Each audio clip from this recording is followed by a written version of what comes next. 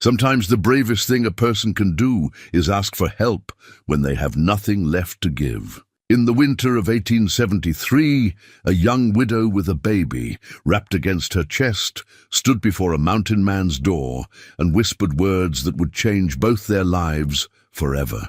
She asked if she could work for bread. He was a man who'd lived alone for years, hardened by loss and the brutal frontier. But when he saw the quiet strength in her eyes and the gentle way she held her child, something inside him shifted. What happens when two broken souls find unexpected grace in each other? Before we jump back in, tell us where you're tuning in from. And if this story touches you, make sure you're subscribed, because tomorrow I've saved something extra special for you. The mountains of Montana Territory held their silence like a secret in the winter of 1873. Snow fell in thick curtains across the high passes, muffling the world until even the wind seemed to whisper rather than howl. In the clearing carved from the wilderness, a single cabin stood against the elements, smoke rising thin and steady from its stone chimney. Inside, a man named Caleb Stone lived as he had for the past 5 years, alone, deliberate and determined to remain that way. Caleb was 42 years old, though the mountains had aged him in ways that numbers couldn't measure. His face was weathered like old leather, lined deeply around eyes that had seen too much and now preferred to see nothing at all. His beard, more grey than brown, hung thick against his chest. His hands were scarred from traps and tools, from labor that never ended, because stopping meant thinking, and thinking meant remembering. He stood just over 6 feet tall, lean in the way of men who work hard and eat sparingly, moving through his small domain with the quiet efficiency of someone who had long ago stopped expecting company. The cabin was simple, one room with a sleeping loft above, a stone fireplace that Caleb had built himself, a table he'd hewn from pine, 2 chairs, though he only ever used one. Furs hung on the walls for warmth. His rifle rested above the door. Everything had its place, and every place had been chosen for function, not comfort. This was not a home. It was shelter, nothing more. Each morning followed the same pattern. Rise before dawn, build up the fire, boil coffee strong enough to strip paint, eat whatever remained from the night before. Check the traps along the northern line on even days, the southern line on odd days. Skin whatever he'd caught, stretch the pelts, prepare them for the twice-yearly trip to town where he'd trade them for supplies. Return to the cabin, eat again, sit by the fire, sleep. The routine was armor against memory. Caleb had not always been this way. Once he'd had a wife, Mary, with her quick laugh and gentle hands, who had followed him west from Ohio with nothing but faith that he could build them a life. Once he'd had a daughter, Grace, 4 years old, with her mother's dark curls and her father's stubborn chin, who had called him Papa and made him believe the world held more good than bad. Once he'd been a different man entirely, but that was before the fever came through in the autumn of 1868. Before he'd left them for 3 weeks to run his trap lines into the high country, thinking he had time, thinking the season would hold. Before he'd returned to find the graves his neighbor had dug behind the cabin, the wooden crosses already weathering in the rain. The life he'd built already gone to dust. He'd buried the crosses deeper after that. Burned everything that had been theirs, the dresses, the toys, the wedding quilt Mary had stitched, everything except one small trunk that he'd shoved into the back of the loft, unopened for 5 years. Then he'd rebuilt the cabin room by room, making it smaller, making it his alone, erasing every trace of the family that had lived there. The neighbor who'd helped bury them had tried to talk sense into him, tried to tell him that grief had a season and life went on. Caleb had thanked him once, then made it clear that his help was no longer needed or welcome. The years since had passed like water over stones, wearing him down, but leaving the essential shape unchanged. He spoke to no one unless absolutely necessary. He went to town twice a year and stayed only long enough to conduct his business. He had become what the other trappers and homesteaders called him behind his back, a ghost, a hermit. That strange stone fellow who'd rather freeze alone than accept a kind word from another living soul. and he'd been content with that. Or if not content, then at least resigned.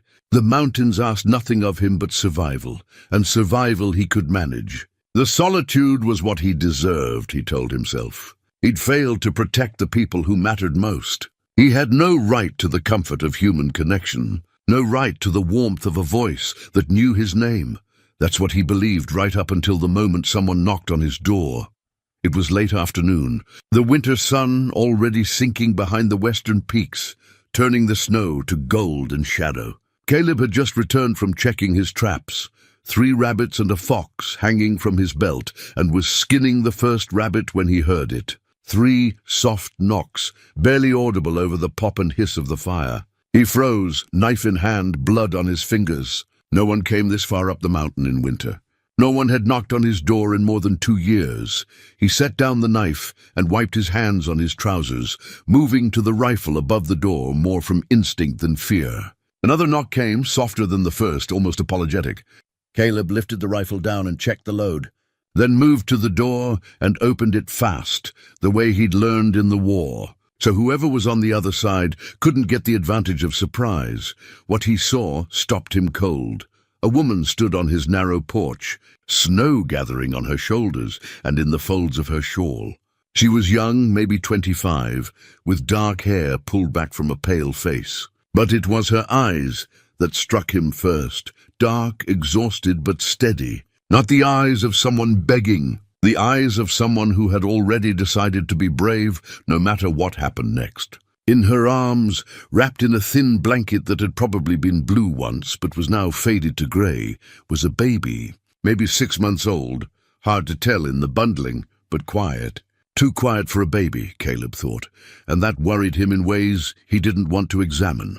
The woman looked at him, then at the rifle in his hands, then back to his face. She didn't flinch. She didn't step back. She just stood there in the gathering dusk with snow falling around her like she'd been carved from the mountain itself, and when she spoke, her voice was barely above a whisper. "May I work for bread?" 5 words. That's all she said. 5 words that somehow contained an entire story of loss and need and dignity held onto by sheer force of will. Caleb stood there, rifle forgotten, staring at this woman and her child, and felt something crack open inside him that he'd thought was sealed forever. He couldn't move, couldn't speak, couldn't do anything but look at her and wonder how in God's name she'd made it this far up the mountain in winter with a baby, and what kind of desperation it took to knock on a stranger's door and offer labor for food. He saw how carefully she held the child, how her body curved around the small bundle to shelter it from the cold. He saw how thin she was beneath the shawl, how her boots were worn through at the toes, how her hands were red and chapped from cold, and he saw strength. Not the kind that came from muscle or stubbornness, but the kind that came from having no choice but to keep going when everything in you wanted to stop. The kind he recognized because he'd worn it himself for 5 years. Though he'd used it to push people away while she was using it to ask for help, the baby stirred in her arms and made a small sound, not quite a cry, but close. The woman's attention immediately shifted, her hand moving to adjust the blanket, her face softening in a way that made Caleb's chest ache. She murmured something he couldn't hear, and the baby quieted. "Please," the woman said, and this time her voice was even softer. "I can cook. I can clean.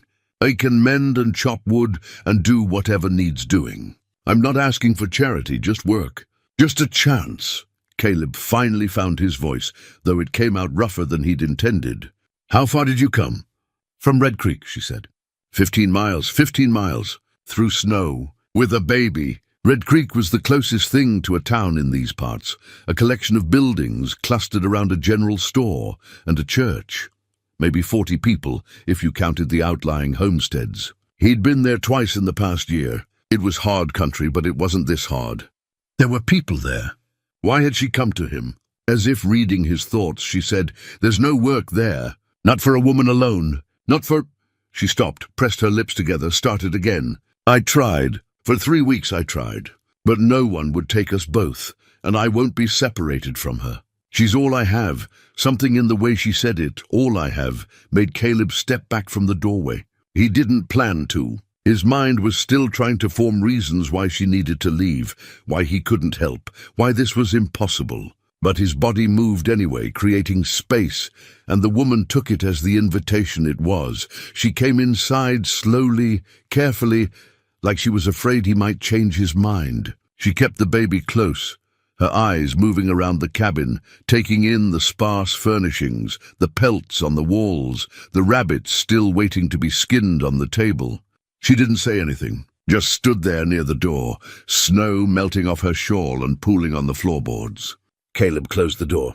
The temperature in the cabin immediately felt warmer, though that might have been his imagination. He leaned the rifle against the wall and turned to look at her properly in the firelight. She was prettier than he'd first thought in a worn-down way, good bones beneath the exhaustion. But it wasn't her appearance that held his attention. It was the way she held herself, straight-backed despite obvious weariness, meeting his eyes despite the power imbalance between them. "What's your name?" he asked. "Sarah," she said. "Sarah Bennett." "This is Emma." She adjusted the blanket so he could see the baby's face. A girl, he thought, though it was hard to tell at that age. Round cheeks, dark eyes that blinked sleepily at him, a small mouth that worked itself around nothing, maybe looking for food. "She hungry?" Caleb asked. Sarah hesitated, then nodded. "I've been nursing her, but my milk's running thin. I haven't eaten properly in days." Caleb moved to the fireplace, where a pot of stew had been simmering since morning. He ladled some into a bowl, set it on the table, then gestured for her to sit. Sarah looked at the bowl, then at him, something like relief and suspicion warring in her expression. "I said I wanted to work," she began. "You walked 15 miles in snow with a baby," Caleb interrupted. "You've earned a meal. Sit down before you fall down." She sat. Set Emma carefully in her lap, the baby's head resting against her shoulder, and picked up the spoon. She ate slowly, deliberately, like someone who'd learned not to waste a single bite. Caleb watched her for a moment, then turned back to his rabbits. He couldn't think with her looking at him, couldn't sort out what he was supposed to do next. The cabin filled with the small sounds of her eating, the baby's soft breathing, the fire crackling. Caleb skinned the rabbits with practiced efficiency, his hands moving through the familiar motions while his mind raced. He should send her back to town in the morning. Give her food for the journey, maybe a blanket, but make it clear she couldn't stay. He didn't take in strays. He didn't involve himself in other people's problems. He'd built this life specifically to avoid moments like this, but even as he thought it, he knew he wouldn't do it. Couldn't do it. Because he'd seen the determination in her eyes when she'd asked if she could work for bread, and he'd heard the desperation beneath her steady voice, and something about it had reached past all his carefully constructed walls and touched the part of him that remembered what it meant to protect someone. "Thank you," Sarah said quietly. She'd finished the stew and was holding the empty bowl like she wasn't sure what to do with it. "That's the best meal I've had in weeks." Caleb nodded, not trusting himself to speak. He hung the rabbit pelts to drain and washed his hands in the bucket by the door, then turned to face her. "There's a loft," he said, pointing up. "Bedding's up there. You and the baby can take it. I'll sleep down here." Sarah stood quickly, the baby shifting against her shoulder. "I can't take your bed." "You can and you will," Caleb said, his voice firm. "It's bitter cold tonight. Baby needs to be warm." No arguments. She looked like she wanted to argue anyway, but Emma chose that moment to fuss, a thin wail that spoke of tiredness and hunger and discomfort. Sarah immediately began swaying, making soft shushing sounds, her whole attention focused on the child. Caleb felt something twist in his chest at the sight. It had been so long since he'd seen a woman comfort a baby, so long since he'd heard those particular sounds, the murmuring reassurances, the gentle rocking. "Go on up," he said, turning away so she wouldn't see his face. "Get her settled. We'll talk about work in the morning." He heard her climb the ladder to the loft, heard the soft sounds of her arranging the blankets, heard Emma's cries gradually quiet. Then silence, deep and complete, the kind that usually brought Caleb peace, but tonight felt different. Heavy with presence rather than absence. He sat in his chair by the fire and stared at the flames, trying to understand what had just happened. A woman and a baby were sleeping in his loft. A woman named Sarah, who'd walked 15 miles through winter to ask a stranger if she could work for bread. A woman with steady eyes and gentle hands, and a core of strength that reminded him uncomfortably of Mary. No, he told himself, not like Mary. Mary had been his wife, his partner, the woman he'd chosen and who'd chosen him. This Sarah was nothing to him, a stranger who needed help. He'd give her shelter for the night, maybe a few days until the weather cleared, then send her back to Red Creek with enough supplies to see her through. That was the right thing to do, the only thing to do. But even as he thought it, he knew he was lying to himself, because when she'd asked if she could work for bread, what he'd heard was someone asking for a reason to keep going. And when he'd seen her holding that baby with such fierce tenderness, what he'd recognized was someone protecting the last good thing in a world that had taken everything else. He knew that feeling. He'd lived with it for 5 years. The fire burned low. Caleb added another log and settled back in his chair. Above him, he could hear the soft sounds of Sarah shifting in the loft, the occasional small noise from the baby. Normal sounds, domestic sounds, sounds he'd banished from his life and convinced himself he didn't need. Tomorrow he'd figure out what came next. Tonight, he'd simply let them rest. He closed his eyes and listened to the wind howl around the cabin. But for the first time in longer than he could remember, he didn't feel entirely alone, and that terrified him more than he wanted to admit. Morning came cold and clear, the kind of winter dawn that turned the world to crystal. Caleb woke in his chair, stiff from sleeping upright, and for a confused moment couldn't remember why he hadn't gone up to the loft. Then he heard the soft sounds from above, a woman's voice, low and soothing, a baby's responding gurgle, and memory returned in a rush. He stood slowly, working the kinks out of his back, and moved to build up the fire. The cabin was frigid, his breath visible in the air. He added kindling and logs until the flames caught properly, then set water to boil for coffee. The routine helped settle his thoughts, though they kept drifting back to the woman sleeping above him. Sarah appeared at the top of the ladder just as the coffee began to boil. Emma was bundled against her chest, awake now, and looking around with curious dark eyes. Sarah's hair was loose around her shoulders, and in the morning light, Caleb could see how young she truly was. Too young to have the weight she carried in her expression. "Morning," she said quietly, as if afraid to disturb the peace of the cabin. "Morning," Caleb replied. He poured coffee into 2 tin cups, then hesitated. "You drink coffee?" "When I can get it." She climbed down the ladder carefully, one hand holding Emma secure, and accepted the cup he offered. Her fingers were still chapped and red from yesterday's cold. She wrapped both hands around the warm metal and breathed in the steam before taking a sip. They stood in silence for a moment, the awkwardness of strangers sharing close quarters settling between them. Caleb cleared his throat. "I'll make breakfast. Then we need to talk about your situation." "I meant what I said last night," Sarah said quickly. "I can work. I'm not afraid of hard labor, and I learn quickly. Whatever you need done, I can do it."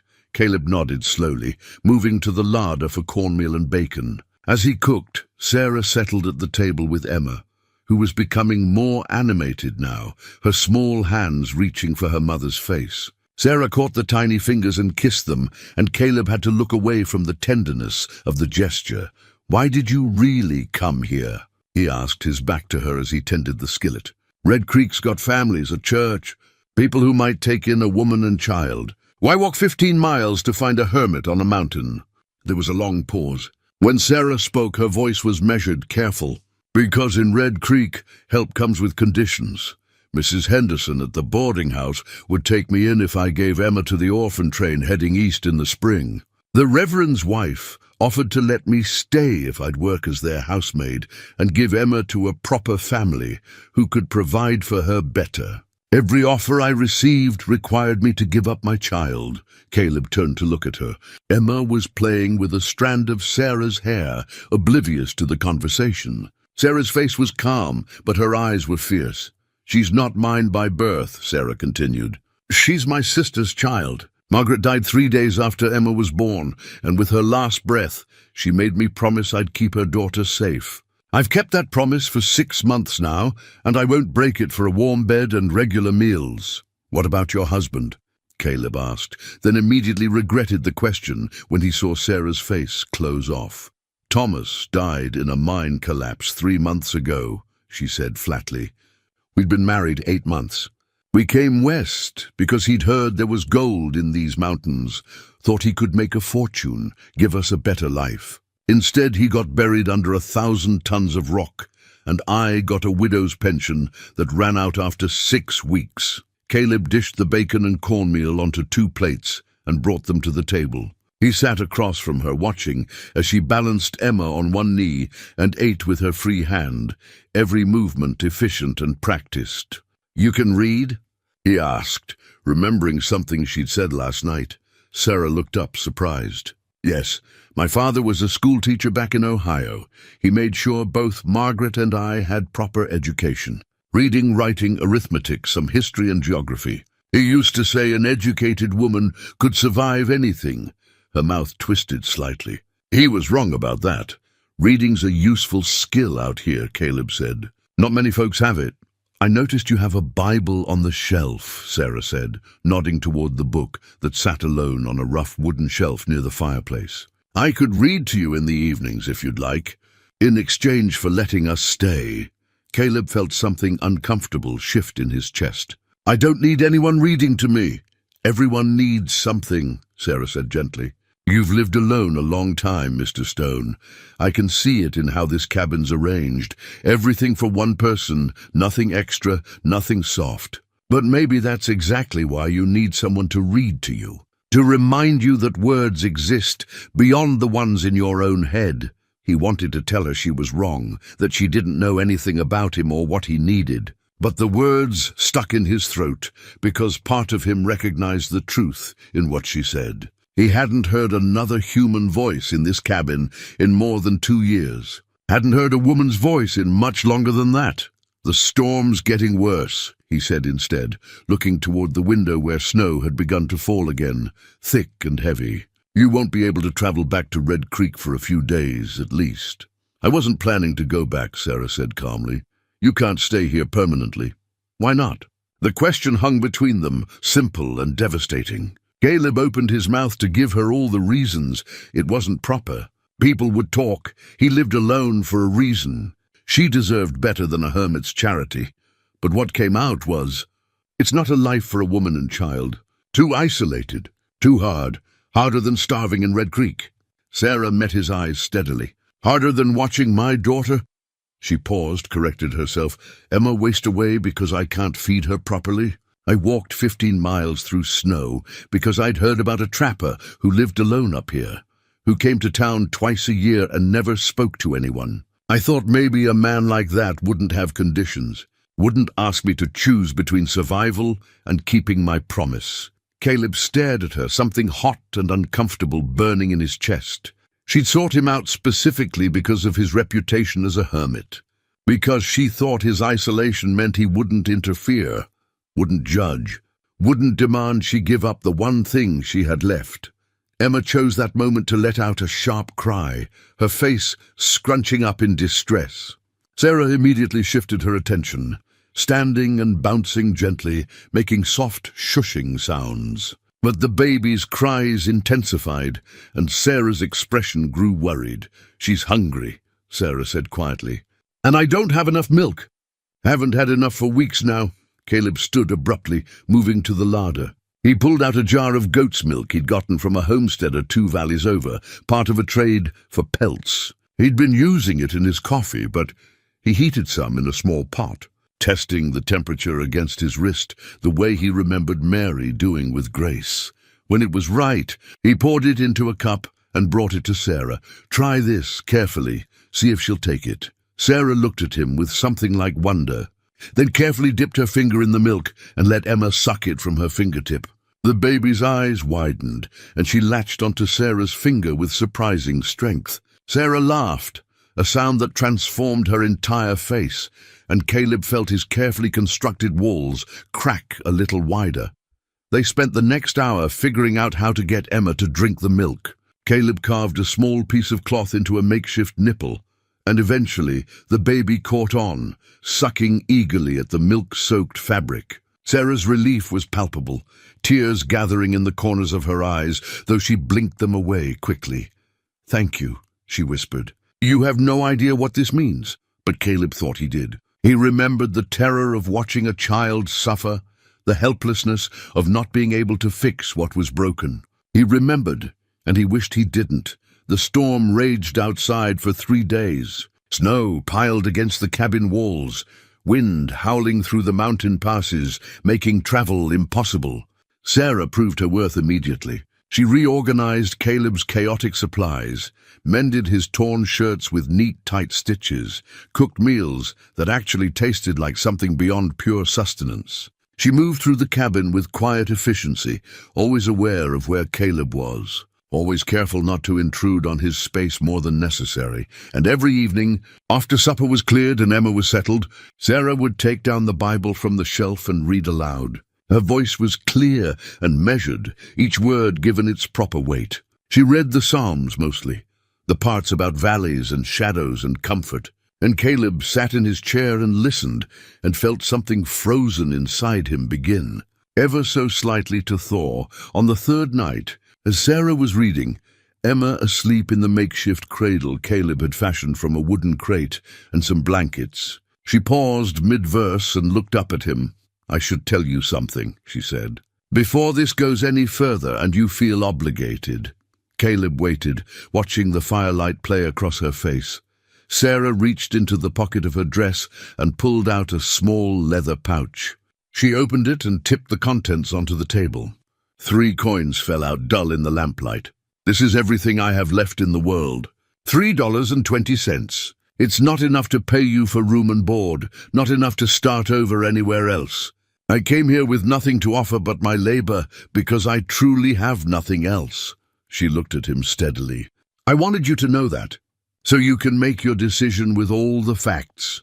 Caleb looked at the coins, at the worn leather pouch, at this woman who had walked 15 miles through winter with a baby and $3 to her name, because she refused to break a promise to her dying sister. He thought about Mary, who had trusted him to protect her and Grace, and how he'd failed. He thought about 5 years of self-imposed exile, of believing he didn't deserve a second chance at anything resembling human connection. "Keep your money," he said finally.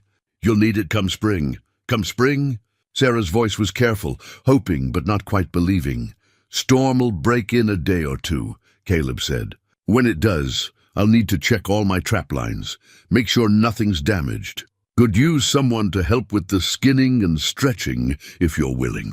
And Emma will need feeding regular, which means we'll need more goat's milk. That's work enough to earn your keep through winter."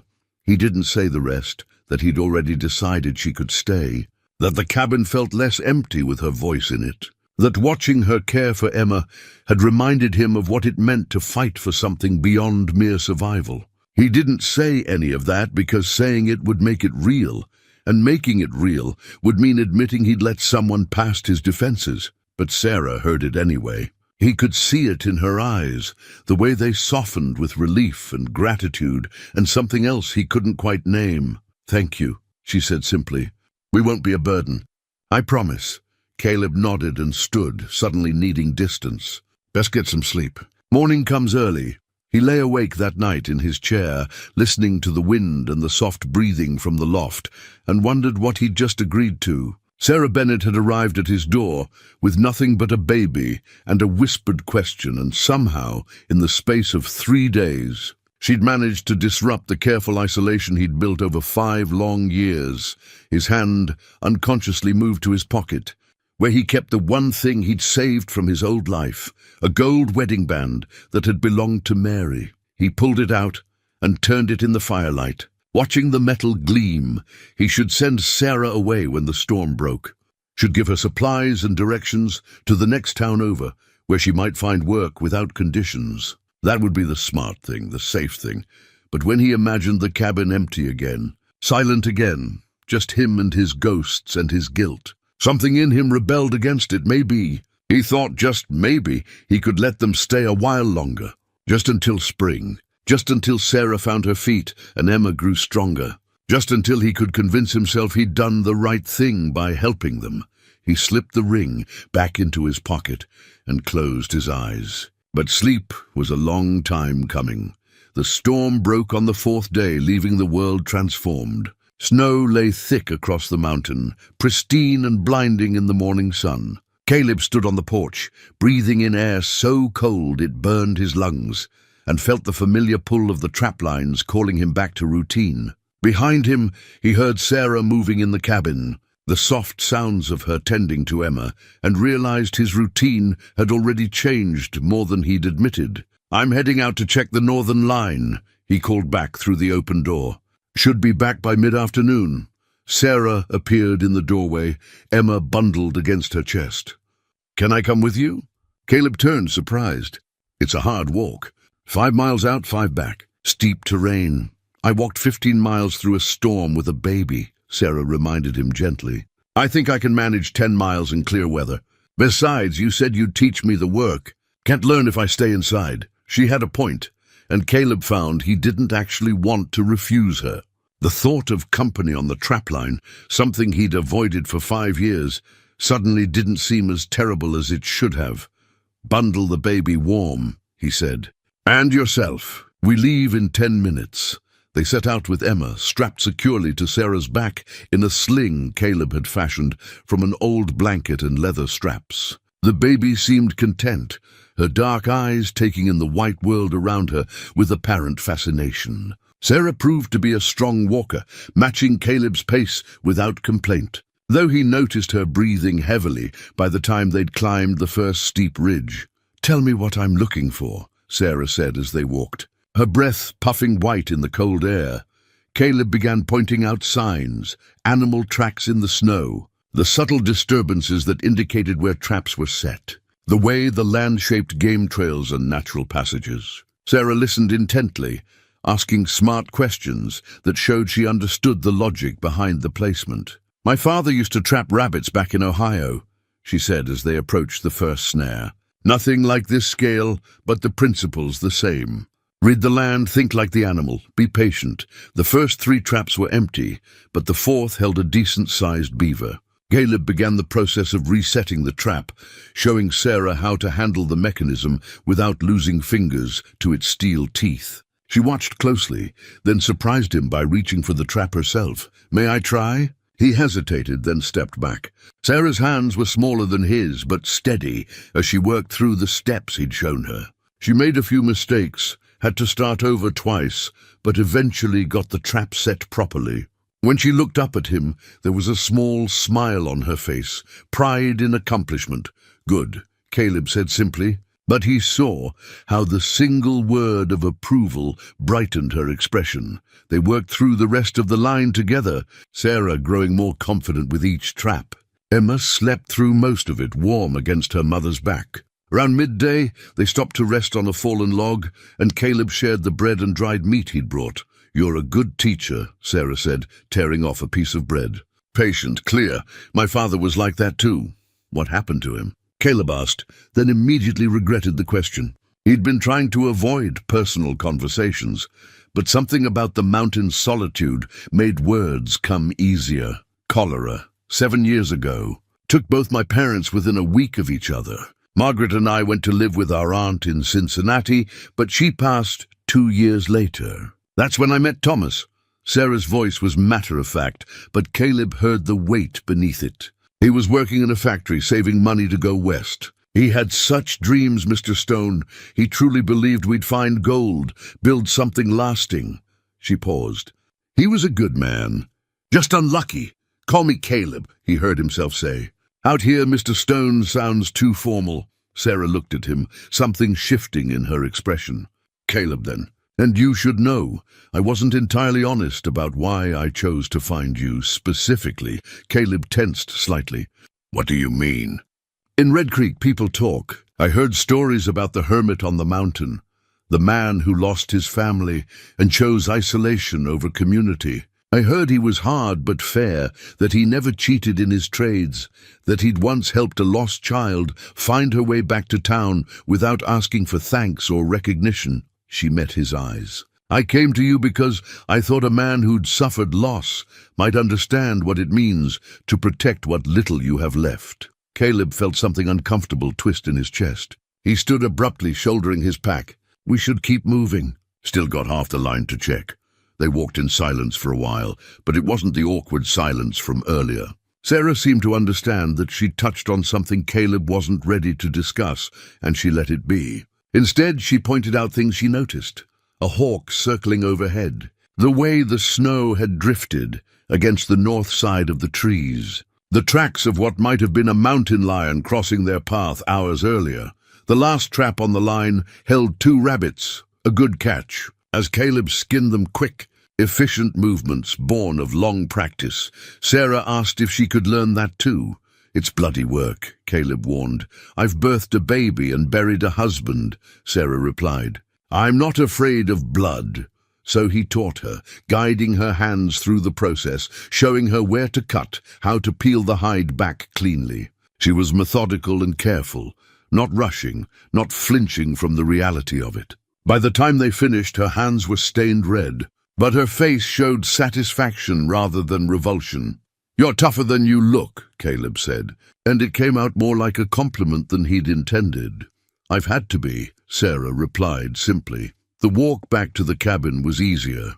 Downhill most of the way, though Emma had woken and was beginning to fuss. Sarah sang to her as they walked, old songs Caleb half remembered from his own childhood. Her voice was clear and true, carrying across the snow-covered landscape. And Caleb found himself listening more than he wanted to admit when they reached the cabin. The sun was already sinking toward the western peaks. Caleb felt the satisfaction of a good day's work, but more than that, something else. Something that felt almost like contentment. That evening, as Sarah prepared supper from the day's catch, Caleb pulled out his father's old trapping knife from a chest in the corner. The blade was still sharp, the handle worn smooth from years of use. Carved into the wood were the initials J.S., Jonas Stone, Caleb's father, who taught him everything he knew about surviving in the wilderness. He held the knife for a long moment, remembering. Then he moved to where Sarah was working and set it on the table beside her. "This was my father's," he said. "You should have a proper knife for the work. This one served my family well. It'll serve you too." Sarah's hands stilled. She looked at the knife, then at Caleb, and he saw moisture gathering in her eyes. "I can't. This is too much. You're earning your keep," Caleb said firmly. "A worker needs proper tools. That's all this is." But they both knew it was more than that. It was trust. It was acceptance. It was Caleb taking something that represented his family's legacy and passing it to this woman who'd walked into his life 5 days ago and somehow already changed it. Sarah picked up the knife carefully, testing its weight, her fingers tracing the carved initials. "I'll take good care of it," she said softly. "I promise." Caleb nodded and turned away, not trusting himself to speak. He busied himself with building up the fire while Sarah finished cooking, but he was aware of her in a way he hadn't been aware of another person in years. The way she moved through his space with growing confidence, the way she hummed softly to Emma as she worked, the way she'd smiled at him on the mountain when she'd successfully set that trap. After supper, Sarah took down the Bible and began to read. But tonight, Caleb found he wasn't really hearing the words. He was too busy wondering what it meant that he'd given her his father's knife. That symbol of family and continuity he'd thought he'd never pass on to anyone. He was too busy wondering if, maybe, just maybe, he'd been wrong about what he deserved. Emma's babbling pulled him from his thoughts. The baby was lying on a blanket near the fire, waving her small fists in the air, making sounds that weren't quite words, but held the promise of them. Sarah laughed and set aside the Bible to play with her, making faces that sent Emma into fits of gurgling giggles. Caleb watched them, and for the first time in 5 years, the ache of loss wasn't the only thing he felt. There was something else now, small and fragile and dangerous, hope. 2 weeks passed in a rhythm that began to feel almost natural. Caleb woke early, built the fire, made coffee. Sarah rose shortly after, tending to Emma before starting breakfast. They worked the trap lines together 3 times a week, Sarah's skills improving with each outing. On the other days, Caleb taught her how to cure pelts, how to read weather signs, how to recognize which plants would be edible come spring. She learned quickly, her educated mind applying itself to wilderness survival with the same diligence she'd once applied to books. The cabin slowly transformed under Sarah's influence. She couldn't help but bring order to chaos, beauty to utility. She washed the windows until they gleamed. She arranged the pelts on the walls in patterns that were pleasing to the eye. She found scraps of fabric in Caleb's storage, remnants from his life before, and began piecing them together during the long evenings, her needle moving with practiced rhythm. Caleb noticed, but said nothing. He told himself it didn't matter, that these small domestications were temporary, that come spring Sarah would move on and the cabin would return to its previous state. But some part of him knew he was lying to himself. It was during the third week that Sarah discovered the trunk. Caleb had gone out alone to check the southern trapline, leaving Sarah and Emma at the cabin. He'd told himself it was because the trail was too treacherous, but the truth was he'd needed space to think. The constant presence of another person, the sound of a woman's voice, the sight of a baby growing stronger under his roof. It was stirring up things he'd thought he'd buried deep enough to stay buried. When he returned that afternoon, Sarah was sitting at the table with an old tin-type photograph in her hands. Beside her on the table was his father's open trunk, the one he'd shoved into the back of the loft 5 years ago and hadn't opened since. His wife's shawl was draped across Sarah's lap. Small dresses, Grace's dresses, lay spread across the table like ghosts made manifest. Caleb froze in the doorway, snow still clinging to his shoulders, the pelts from the trapline forgotten in his hands. For a moment he couldn't breathe, couldn't speak, could only stare at those artifacts of his former life laid bare in the afternoon light. Sarah looked up, and her face went pale when she saw his expression. "I'm sorry," she said quickly, standing so fast the chair scraped against the floor. "I was looking for extra blankets for Emma, and I found the trunk, and I shouldn't have. I'm sorry." Caleb set down the pelts with careful precision, his hands shaking. "You had no right." "I know. I wasn't thinking. She looked down at the photograph in her hands, a family portrait from another lifetime. Caleb and Mary on their wedding day, both so young, both so full of hope for the future. "She was beautiful," Sarah said softly. "Don't." The word came out sharper than he'd intended. "Don't talk about her like you knew her." Sarah set the photograph down gently on the table. "You're right. I didn't know her. But I know grief, Caleb. I know what it's like to lose everything and survive anyway. I know what it's like to keep living when you'd rather not. You don't know anything about what I've lost," Caleb said, his voice low and dangerous. "You lost a husband you'd known less than a year. He stopped, unable to continue. "Your wife and daughter," Sarah finished quietly. She picked up one of the small dresses, her fingers gentle on the faded fabric. "What were their names?" Caleb's hands clenched into fists. He should tell her to leave, should order her to pack up her things and Emma and be gone by morning. But the words wouldn't come. Instead, after a long moment, he heard himself say, "Mary and Grace." She was 4 years old. How long ago? 5 years this past October. Caleb moved to the fireplace, needing something to do with his hands. He added logs to the fire even though it didn't need them. "Fever took them while I was on an extended trapline. 3 weeks I was gone. When I came back, my neighbor had already buried them. I never even got to say goodbye." Sarah didn't respond immediately. When she did speak, her voice was measured, careful. "That's why you lived alone. Why you pushed everyone away." "I failed to protect them," Caleb said flatly. "I left them alone and they died. That's the kind of man I am, someone who fails at the only thing that matters." "No," Sarah said, and there was steel in her voice now. "That's grief talking, not truth. Fever doesn't ask permission. Death doesn't wait for convenient timing. You didn't fail them, Caleb. You were surviving the only way you knew how." Caleb turned to look at her.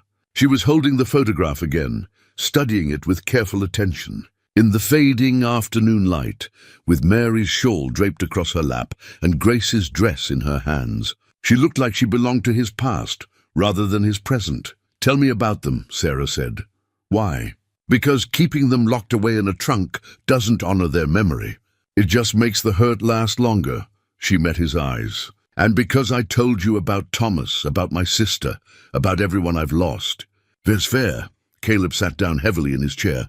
For a long moment, he said nothing, just stared at the fire and felt the weight of 5 years' silence pressing against his chest. Then slowly he began to speak. He told her about meeting Mary at a church social in Ohio, how she'd been the schoolmaster's daughter, and he'd been a rough-handed trapper's son, how everyone had said they were mismatched, but they'd married anyway. He told her about Grace's birth, about holding his daughter for the first time and feeling like the entire world had realigned itself around this tiny, perfect person. He told her about the homestead they'd built together, the dreams they'd shared, the life they'd planned, and he told her about coming home to find them gone, about the graves his neighbor had dug, about burning everything that reminded him of them because looking at it hurt too much, about rebuilding the cabin smaller, colder, emptier, because he believed that's what he deserved. Sarah listened without interruption, her hands still holding that photograph, tears running silently down her cheeks. When he finally finished, his voice hoarse from talking more than he had in years, she set the photograph down and moved to sit in the other chair across from him. "My husband Thomas wasn't perfect," she said quietly. "He was impulsive and sometimes foolish, and he died chasing a dream that was never going to come true. But I loved him anyway, and when he died, I wanted to die too. The only thing that kept me going was Emma, the promise I made to Margaret, the responsibility to this tiny person who needed me." She wiped her eyes. "You didn't have that. You didn't have a reason to keep going, so you chose survival over living." "I understand that, Caleb, I do, but..." Caleb asked, hearing the unspoken word. "But at some point, survival has to become living again. Or what's the point?" Sarah leaned forward. "Mary and Grace wouldn't have wanted you to spend the rest of your life punishing yourself. You don't know that." "Yes, I do. Because if I died tomorrow, I wouldn't want Emma to spend her life locked away in grief. I'd want her to love again, to laugh again, to find joy, even in my absence." Sarah's voice was fierce now. "That's what love is, Caleb. It's not possession. It's wanting the best for someone even when you're not there to see it." Caleb stared at her. This woman who'd arrived at his door 3 weeks ago with nothing but a baby and a whispered question, and felt something fundamental shift inside him. She was right. He knew she was right. Mary would have hated what he'd become. Grace would have been heartbroken to see her papa so alone. He stood and moved to the trunk, reaching in past the dresses and shawl to the very bottom. His fingers found what they were seeking, a small wooden horse he'd carved for Grace's 4th birthday, the last gift he'd ever given her. He brought it out and turned it over in his hands, tracing the rough lines of his own carving. "She loved horses," he said softly. "Used to make me take her to the neighbor's farm, just so she could watch them in the pasture. I carved this for her birthday party." He paused, swallowing hard. "She died 3 days later." Sarah rose and came to stand beside him. Gently, she took the wooden horse from his hands and studied it. Then carefully, she carried it to where Emma lay sleeping in her makeshift cradle. She placed the horse beside the baby, its worn wood touching Emma's tiny hand. "Let it be loved again," Sarah said simply. "Let it bring joy to another child. That's how we honor the people we've lost, by letting their love continue through us." Caleb looked at the horse beside Emma, at this small artifact of his daughter's childhood now touching another child's hand, and felt something break open inside him. The grief was still there, sharp and present, but for the first time in 5 years, it wasn't the only thing he felt. There was gratitude, too. Gratitude that Sarah had opened the trunk. Gratitude that she'd pushed him to speak Mary and Grace's names aloud. Gratitude that she was here, in this cabin, reminding him that life could be more than mere survival. "Keep the shawl," he said quietly. "For warmth." Mary would have wanted it used, not locked away. Sarah's eyes widened. "Are you certain?" "I'm certain." Caleb moved back to his chair, suddenly exhausted. "And Sarah, thank you. For listening. For understanding. That's what friends do, Sarah said softly. Friends. The word hung in the air between them, full of meaning and promise. Caleb nodded slowly, accepting it, and for the first time since Sarah had arrived, he allowed himself to think of her as more than just a temporary presence in his life. That night, Sarah didn't read from the Bible. Instead, she took the scraps of fabric she'd been collecting and began working on her quilt by lamplight, her needle moving in and out with rhythmic precision. Caleb whittled a new toy for Emma, a simple rattle made from hollowed wood and small pebbles. They worked in comfortable silence, the kind of silence that only comes when two people have shared their deepest hurts and found acceptance rather than judgment. And when Caleb finally lay down to sleep that night, Mary's shawl draped around Sarah's shoulders upstairs, Grace's wooden horse tucked beside a sleeping baby, he felt something he hadn't felt in a very long time. He felt at peace. December settled over the mountains with a particular kind of cold that seeped into bones and stayed there. Caleb had lived through enough winters to know this one would be harsh. The animals were scarce, the clouds hung low and heavy, and even the wind seemed to carry warning in its voice. But the cabin felt warmer than it had in years, and he knew it wasn't just the fire. One morning, as Caleb was preparing to head out for supplies, Sarah approached him with careful determination. Emma was playing on a blanket near the fire, babbling happily at Grace's wooden horse, which had become her favorite toy. "Christmas is in 2 weeks," Sarah said. "I'd like to mark it somehow." For Emma's sake, Caleb paused in checking his rifle. He hadn't celebrated Christmas since Mary and Grace died. The last one they'd shared together had been full of laughter and warmth. Grace's excitement over her new doll, Mary's pride in the feast she'd prepared. After they died, marking the day had felt like betrayal, like admitting life could go on without them. "I don't celebrate anymore," he said, his voice neutral. "I understand," Sarah said quietly. "But Emma's never had a proper Christmas. She won't remember it, I know, but someday I want to be able to tell her about her first one, about how there was warmth and joy even in the hardest times." She met his eyes. "I'm not asking you to forget your family, Caleb. I'm asking you to let mine have a moment of light." The way she said it, her family, meaning herself and Emma, made something in Caleb's chest tighten. He thought about Grace, about how much she'd loved Christmas, about how Mary had always said the day was especially important for children because they still believed in magic. "We'll need to go to town for supplies," he said finally. "Red Creek's got a general store. We can get what we need there." Sarah's face lit up with such genuine joy that Caleb had to look away. "Thank you," she said softly. 3 days later, they set out for Red Creek. Caleb had fashioned a better sling for Emma, one that strapped to Sarah's back and kept the baby secure and warm. The journey was long but not difficult, the weather holding clear and cold. Emma seemed fascinated by the journey, her dark eyes wide as she took in the changing landscape. They reached Red Creek by mid-morning. The town was small, maybe 40 buildings clustered along a single main street, with a church at one end and a saloon at the other. Smoke rose from chimneys, and despite the cold, a few people were out and about, conducting their business with the quick efficiency of those who knew winter waited for no one. Caleb felt eyes on them immediately. A man living alone for 5 years, suddenly showing up with a woman and baby. That was the kind of gossip that spread faster than wildfire in a small town. He kept his expression neutral, his hand on Sarah's elbow as they walked toward Henderson's general store. Mrs. Henderson was behind the counter, a stout woman in her 50s with sharp eyes and sharper opinions. She looked up as they entered, and Caleb saw the moment recognition hit. Surprise, followed quickly by calculation and judgment. "Mr. Stone," she said, her voice carefully polite. "I haven't seen you since last spring, and this must be—" She let the sentence hang, waiting for explanation.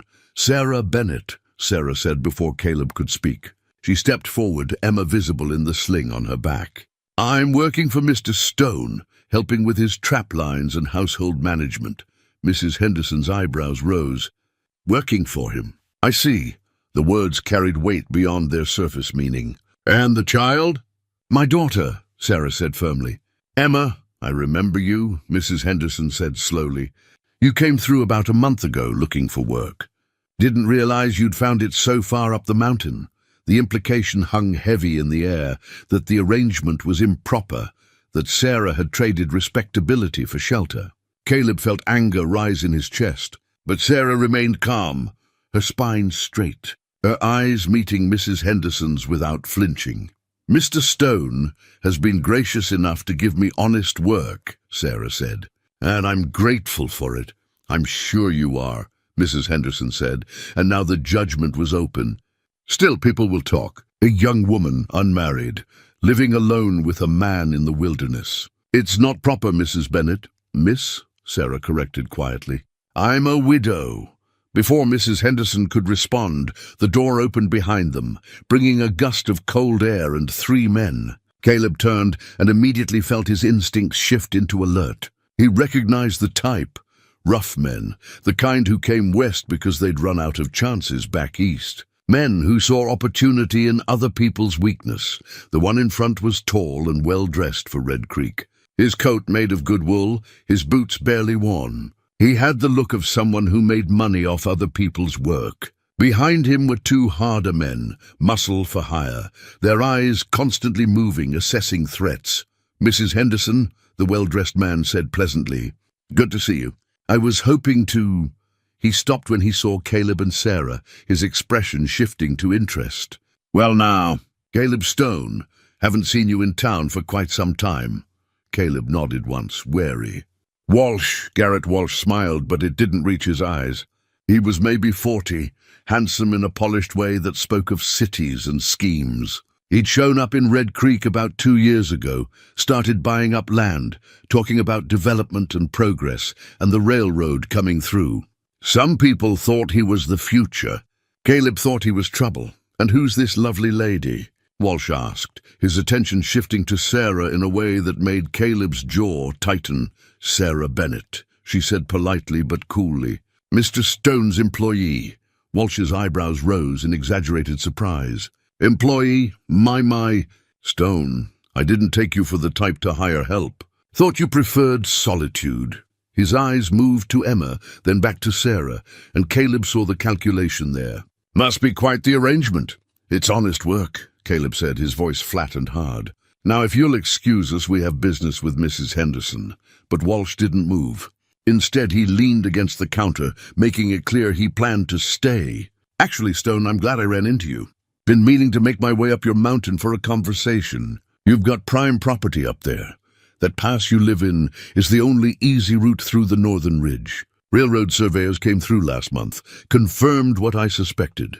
That land's valuable, very valuable." "It's not for sale," Caleb said. "Everything's for sale at the right price," Walsh countered smoothly. "And I'm prepared to be very generous. You could buy yourself a proper ranch down in the valley, live in comfort. No more winters alone on that mountain." His eyes flicked to Sarah. "Though I suppose you're not quite as alone anymore, are you?" The insinuation was clear, and Caleb felt his hands curl into fists. But before he could respond, Sarah stepped forward, positioning herself slightly between Caleb and Walsh. "Mr. Walsh," she said, her voice pleasant but firm, "Mr. Stone has made his position clear. Perhaps you should respect his decision and conduct your business elsewhere." Walsh looked at her with surprise, then something like admiration. "Well, you've got yourself a spirited one here, Stone, though I wonder if she knows what she's gotten herself into, living alone with a man like you, a man like me." Caleb's voice was dangerous now. "A man with a past," Walsh said casually. "Mrs. Henderson, didn't Stone here serve in the war? What was it they called you? Something about being particularly effective at killing." The temperature in the store seemed to drop. Mrs. Henderson looked uncomfortable, and Sarah's eyes widened slightly as she turned to look at Caleb. He met her gaze steadily, refusing to apologize for what he'd been, what he'd done. "I served," Caleb said simply, "like a lot of men did. It's over now, is it?" Walsh pushed off from the counter, his 2 men moving slightly closer, a subtle intimidation tactic. Because I heard you were quite the soldier, Stone.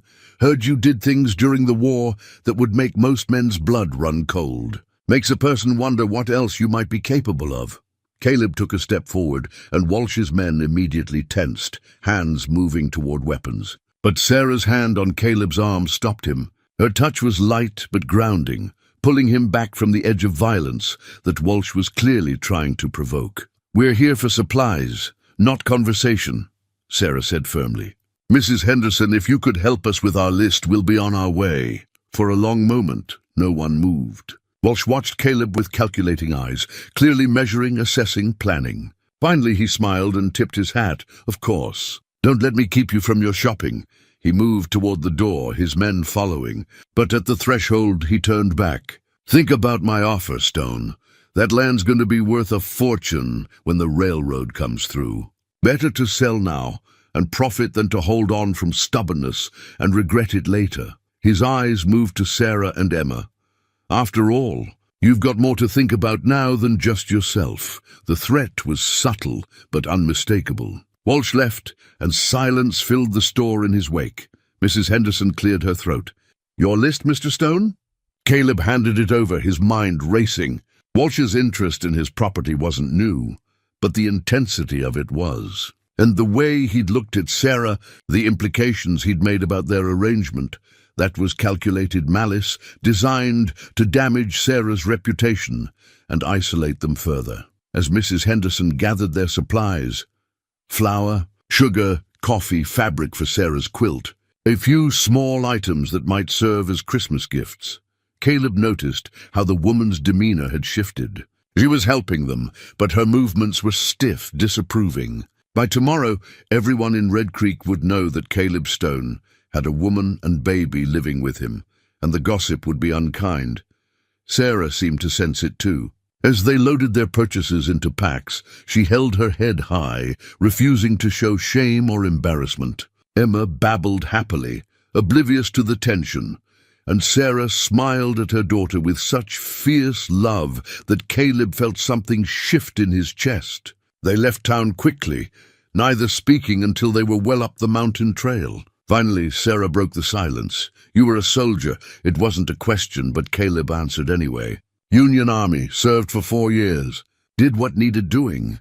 What Walsh said was meant to turn you against me," Caleb finished. "Make you afraid. Make you doubt your decision to stay." Sarah stopped walking, forcing Caleb to turn and face her. Emma had fallen asleep in her sling, peaceful despite the cold. Sarah's eyes were serious but not frightened. "Are you dangerous?" she asked directly. Caleb considered lying, softening the truth, but Sarah deserved honesty. "I can be. I was trained to kill, and I did it efficiently. I saw terrible things and did terrible things because that's what war demands. When I came home, I chose the mountains because I wanted to be far away from violence, from conflict, from anything that might wake up that part of me again." He met her eyes. "But if someone threatens what's mine, yes, I'm dangerous." Sarah absorbed this, then nodded slowly. "Good," Caleb blinked, surprised. "Good? Walsh is threatening you." "Threatening us, because like it or not, Emma and I are part of this now. I'd rather be protected by someone capable than someone well-meaning but helpless." She adjusted Emma's sling and started walking again. "My father used to say the capacity for violence isn't what makes someone good or evil.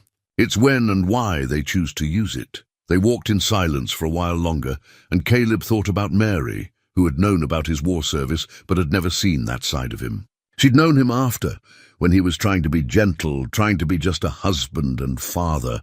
Sarah was different. She was seeing all of him, the hermit, the grieving widower, the former soldier, and choosing to stay anyway. "Walsh won't give up," Caleb said as they neared the cabin. "Men like him don't take no for an answer." "Then we'll deal with it when it comes," Sarah replied. Together. That word again, carrying more weight each time she used it. Caleb looked at this woman who'd appeared at his door 6 weeks ago with nothing but a baby and a whispered question, and realized she'd become something he'd never expected.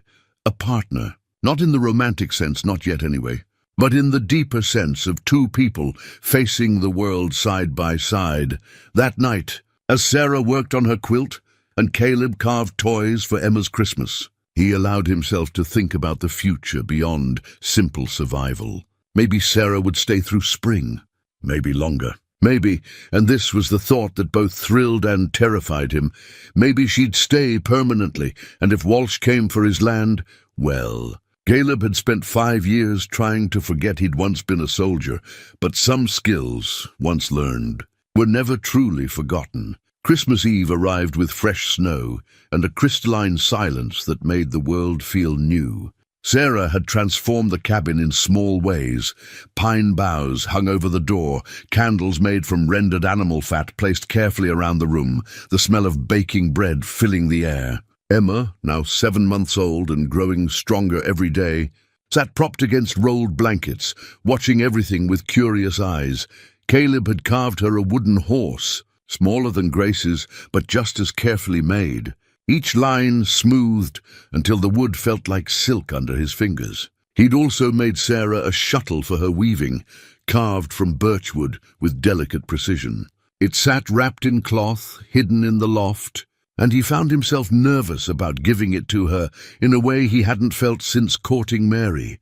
Sarah had made him a new shirt from the fabric they'd bought in Red Creek, her stitches so small and even they were nearly invisible.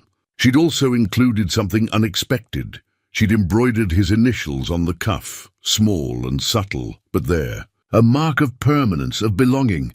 The shirt hung in the loft where Caleb wouldn't see it until tomorrow. But she kept checking it, making sure every detail was perfect. As evening approached, Sarah prepared a simple feast from their stores, venison stew with root vegetables, fresh bread, dried apple pie made from the last of their preserved fruit. It wasn't elaborate, but it was made with care, and the cabin filled with warmth and good smells that spoke of home and family. Caleb found himself watching her as she worked. The way she hummed old carols under her breath. The way she paused occasionally to play with Emma or adjust the pine boughs. There was joy in her movements, a lightness he hadn't seen before, and it made him realize how much she'd sacrificed in the past months. Not just material comfort, but simple happiness, moments of celebration and peace. "My mother used to make a special Christmas pudding," Sarah said as she stirred the stew. She'd start it weeks in advance, let it age and develop flavor. Every year she'd say, "Next year we'll have a better Christmas, you wait and see." Even when times were hard, she found ways to make the day feel special. She smiled softly. "I want to be like that for Emma. I want her to remember that even in the hard times, there was love." "You're already like that," Caleb said, the words coming before he could think better of them. "Everything you do for her, the way you protect her, teach her, make sure she has joy even when you have so little, that's love." "Sarah, that's what she'll remember." Sarah turned to look at him, something unreadable in her expression. For a moment, they just looked at each other across the small cabin, the air thick with things unsaid. Then Emma squealed, breaking the moment, and Sarah laughed and returned to her cooking. They ate by candlelight as snow fell softly outside. Emma sat in Sarah's lap, trying pieces of soft bread that Sarah had soaked in broth, making happy sounds as she ate. Caleb told stories from his childhood, Christmases in Ohio when his father was still alive, the year they'd gotten snowed in for 3 days and had to make presents from whatever they could find in the house. The wild joy of childhood when the world still felt safe and full of magic. Sarah shared her own memories, her father reading the Christmas story from the Bible with dramatic flair, her mother's insistence on new dresses for church, even when money was tight. The year Margaret had convinced her they could catch Santa Claus if they stayed awake long enough. They'd made it until midnight before falling asleep by the fire, and woke to find cookies half-eaten and a note thanking them for the snack. "My father wrote it," Sarah said with a smile, "but we believed it was real for years. That was the magic of it, not the gifts but the way our parents worked to keep the wonder alive." After supper, Sarah took down the Bible and read the Christmas story, the journey to Bethlehem, the inn with no room, the birth in a stable, the shepherds, and the star. Her voice was clear and strong, giving each word its proper weight. Caleb listened and thought about Mary and Joseph, 2 people far from home, trying to protect their child in uncertain circumstances. The parallels weren't lost on him. When Sarah finished reading, she set the Bible aside and reached for her quilt. It was nearly finished now, a pattern of interlocking squares made from scraps, pieces of old shirts, torn blankets, fabric remnants from lives left behind. Each square represented something broken or lost, but together they formed something whole and beautiful. "I've been thinking about what to call this pattern," Sarah said, her needle moving steadily. "Back east, quilts have names. Wedding ring, log cabin, bear's paw. This one should have a name too. What are you thinking?" Caleb asked. "Broken made whole," Sarah said softly. "Because that's what it is. Pieces that were damaged or discarded, brought together to create something new, something useful and warm and maybe even beautiful." Caleb looked at the quilt, at the careful way Sarah had arranged the pieces, and understood she wasn't just talking about fabric. She was talking about them, two broken people brought together by circumstance, creating something that resembled a family from the fragments of their shattered lives. "It's a good name," he said quietly. They sat in comfortable silence, Sarah sewing, Caleb whittling final touches on Emma's horse. The baby had fallen asleep in her cradle, one small fist curled around Grace's old wooden horse, the new one waiting wrapped in cloth for tomorrow morning. The cabin was warm, the fire crackling softly, and for the first time in 5 years, Caleb allowed himself to feel content. Midnight approached, and Sarah set aside her sewing. "I should give you your gift now," she said, suddenly seeming nervous. "I know we said we'd wait until morning, but I was thinking the same thing," Caleb admitted. He climbed to the loft and returned with the wrapped shuttle, his hands uncertain as he handed it to her. Sarah unwrapped it slowly, her fingers tracing the carved wood, testing its weight and balance. When she looked up, her eyes were bright with unshed tears. "It's beautiful, Caleb. Perfect. I've never owned anything so fine." "You needed proper tools for your work," Caleb said, echoing what he'd told her when he'd given her his father's knife. But they both knew it meant more than that. Sarah disappeared up the ladder and returned with his shirt. She handed it to him with trembling hands. "I hope it fits." "I had to guess at the measurements." Caleb unfolded the shirt, seeing immediately the quality of her work, the even seams, the careful buttonholes, the embroidered initials. He ran his thumb over the letters, feeling the slight raise of the thread, and something in his chest tightened almost painfully. "When did you have time to make this?" he asked, his voice rough. "Late at night, after you were asleep. She started again. "I wanted you to have something made just for you. Something that showed you matter to someone." Caleb looked at her, this woman who'd walked into his life, and slowly, patiently, persistently broken down every wall he'd built. She was watching him with open vulnerability, waiting for his response. And he realized they'd reached a moment where something needed to be acknowledged, even if neither was quite ready to name it. "Sarah," he said slowly, "I need you to understand something. When Mary and Grace died, I thought I'd lost my chance at family. Thought I'd used up my portion of happiness, and all that was left was survival. I've spent 5 years believing that." Sarah's expression was carefully neutral, braced for rejection. "But you and Emma," Caleb continued, forcing himself to meet her eyes. "You've made me remember what it feels like to have someone to protect. Someone to talk to. Someone who makes the cabin feel like home instead of just shelter. I'm not saying this right, but what I mean is, I'm grateful you came to my door. I'm grateful you stayed. And I'm grateful that tomorrow, when Emma wakes up, she'll have her first Christmas in a place where she's wanted." "We're both wanted?" Sarah asked softly. "Yes," Caleb said simply. "Both." Sarah's eyes filled with tears, but she was smiling. She stepped forward, closing the distance between them, and did something unexpected.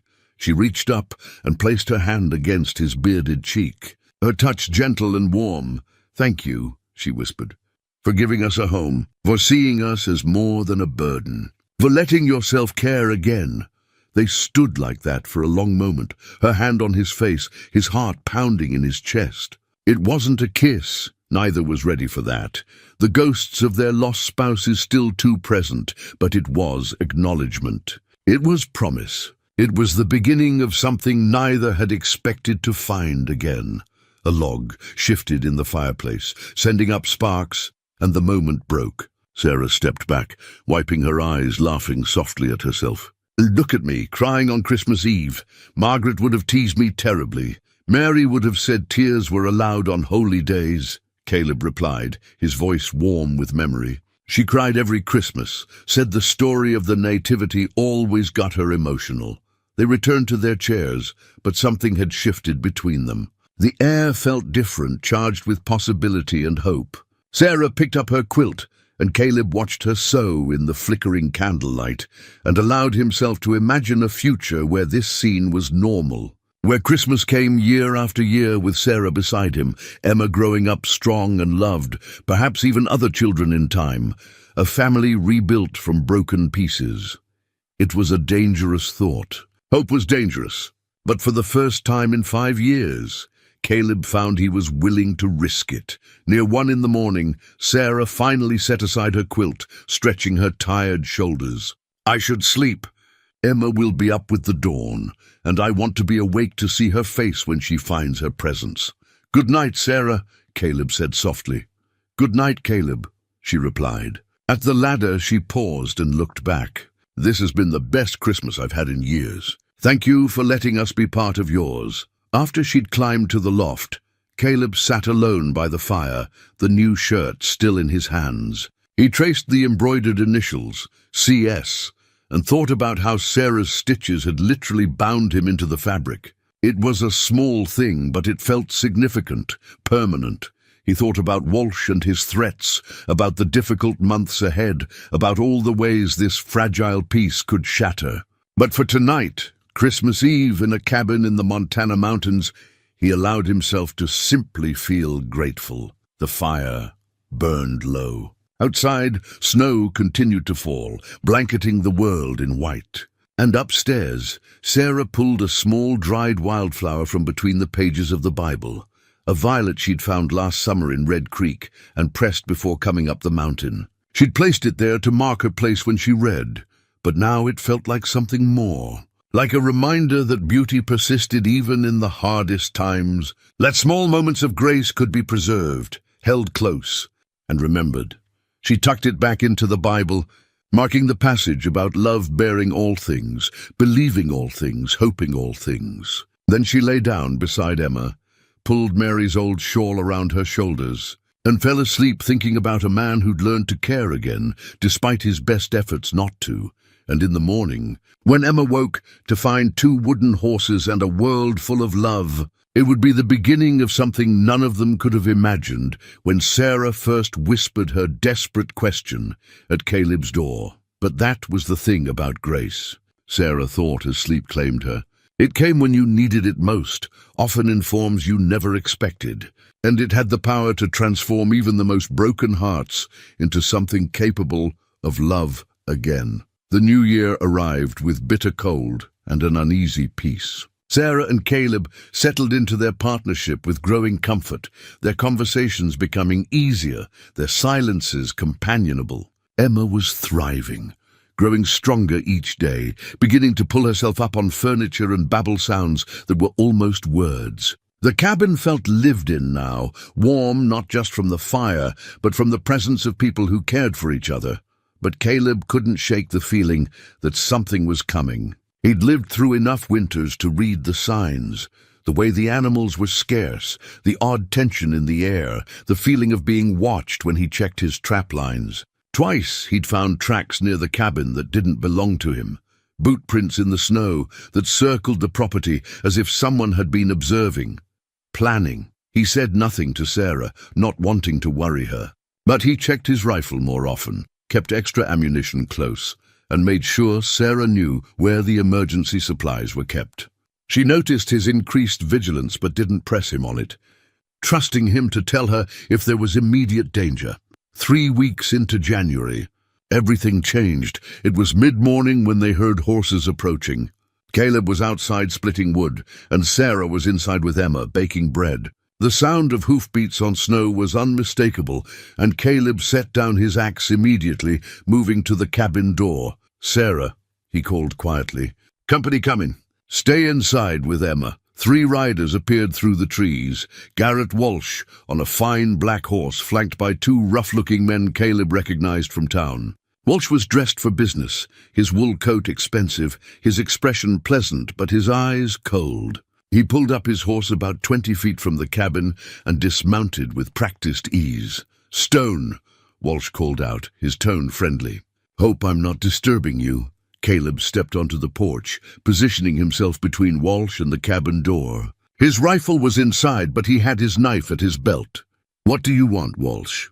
"Just a neighborly visit," Walsh said, though his smile didn't reach his eyes. "Wanted to discuss my offer one more time. Then 2 men. I'm prepared to be very generous. $500 for your land. That's more than fair for a patch of mountain wilderness." "I told you it's not for sale," Caleb said flatly. Walsh's smile faded. "See, that's where we have a problem. Because I've done some research, Stone. Turns out you never properly filed a claim on this land. You're squatting, legally speaking, which means this property is technically open for homesteading." He reached into his coat and pulled out papers, holding them up. "I took the liberty of filing a claim myself. Prior claim actually dated before you ever set foot here. All perfectly legal." Caleb felt ice in his veins. "That's a lie. I've been here 8 years. "Prove it," Walsh said pleasantly. "Where's your deed? Your claim paperwork?" "Because I have mine right here, all signed and notarized. Far as the territorial government is concerned, you're trespassing on my land." Behind Caleb, the cabin door opened slightly. Sarah appeared, Emma in her arms, her face pale but composed. "May I see those papers?" she asked, her voice steady. Walsh's eyes flicked to her, then back to Caleb. "The lady wants to read." "Well, why not?" He walked forward, holding out the papers. Sarah came onto the porch, setting Emma down carefully inside before taking the documents. Caleb watched her scan them, saw her eyes narrow as she read. She was quiet for a long moment, and Walsh waited with obvious satisfaction. Finally, Sarah looked up. "These dates are wrong," she said clearly. "The signature here is supposedly from 1864, but the Territorial Land Office wasn't established until 1865. The claim form itself didn't exist when this was allegedly filed." Walsh's expression flickered, surprise quickly masked. "You must be mistaken." "I'm not," Sarah said firmly. "My father studied territorial law. He taught me to read legal documents. This is a forgery, Mr. Walsh, and not even a good one. The terminology is wrong, too. You've used phrases that weren't part of land law until the Homestead Act revisions of 1870. The temperature seemed to drop. Walsh's pleasant facade cracked, revealing the cold calculation beneath. "Well now, aren't you the educated little homemaker? Stone, you didn't mention your housekeeper had legal training." "She's not my housekeeper," Caleb said, his voice dangerous. "And you need to leave, now." Walsh didn't move. Instead, he gestured to his 2 men, who dismounted and moved closer. "Here's the thing, Stone. I've got investors waiting on this land deal. Railroad's coming through, and that pass of yours is worth a fortune to the right buyer. I've already promised them access, already taken their money. So whether your lady friend thinks my papers are real or not doesn't much matter. What matters is that I need this land, and I'm prepared to do what's necessary to get it." "You're threatening us," Sarah said, her voice sharp. "I'm explaining reality," Walsh replied. "You're isolated up here. No neighbors for miles. Anything could happen in these mountains. Tragic accidents, dangerous wildlife, fires. So many ways a man could lose his home." His eyes moved to Emma, visible through the doorway. "Or his family." Caleb moved before thinking, his hand on his knife, rage flooding through him. But Walsh's men had their guns drawn immediately, pointed at Caleb's chest. Sarah's hand grabbed Caleb's arm, holding him back. "Don't," she whispered urgently. "That's what he wants." Walsh smiled, backing toward his horse. "Think about my offer, Stone. $500 and safe passage out of here for all 3 of you.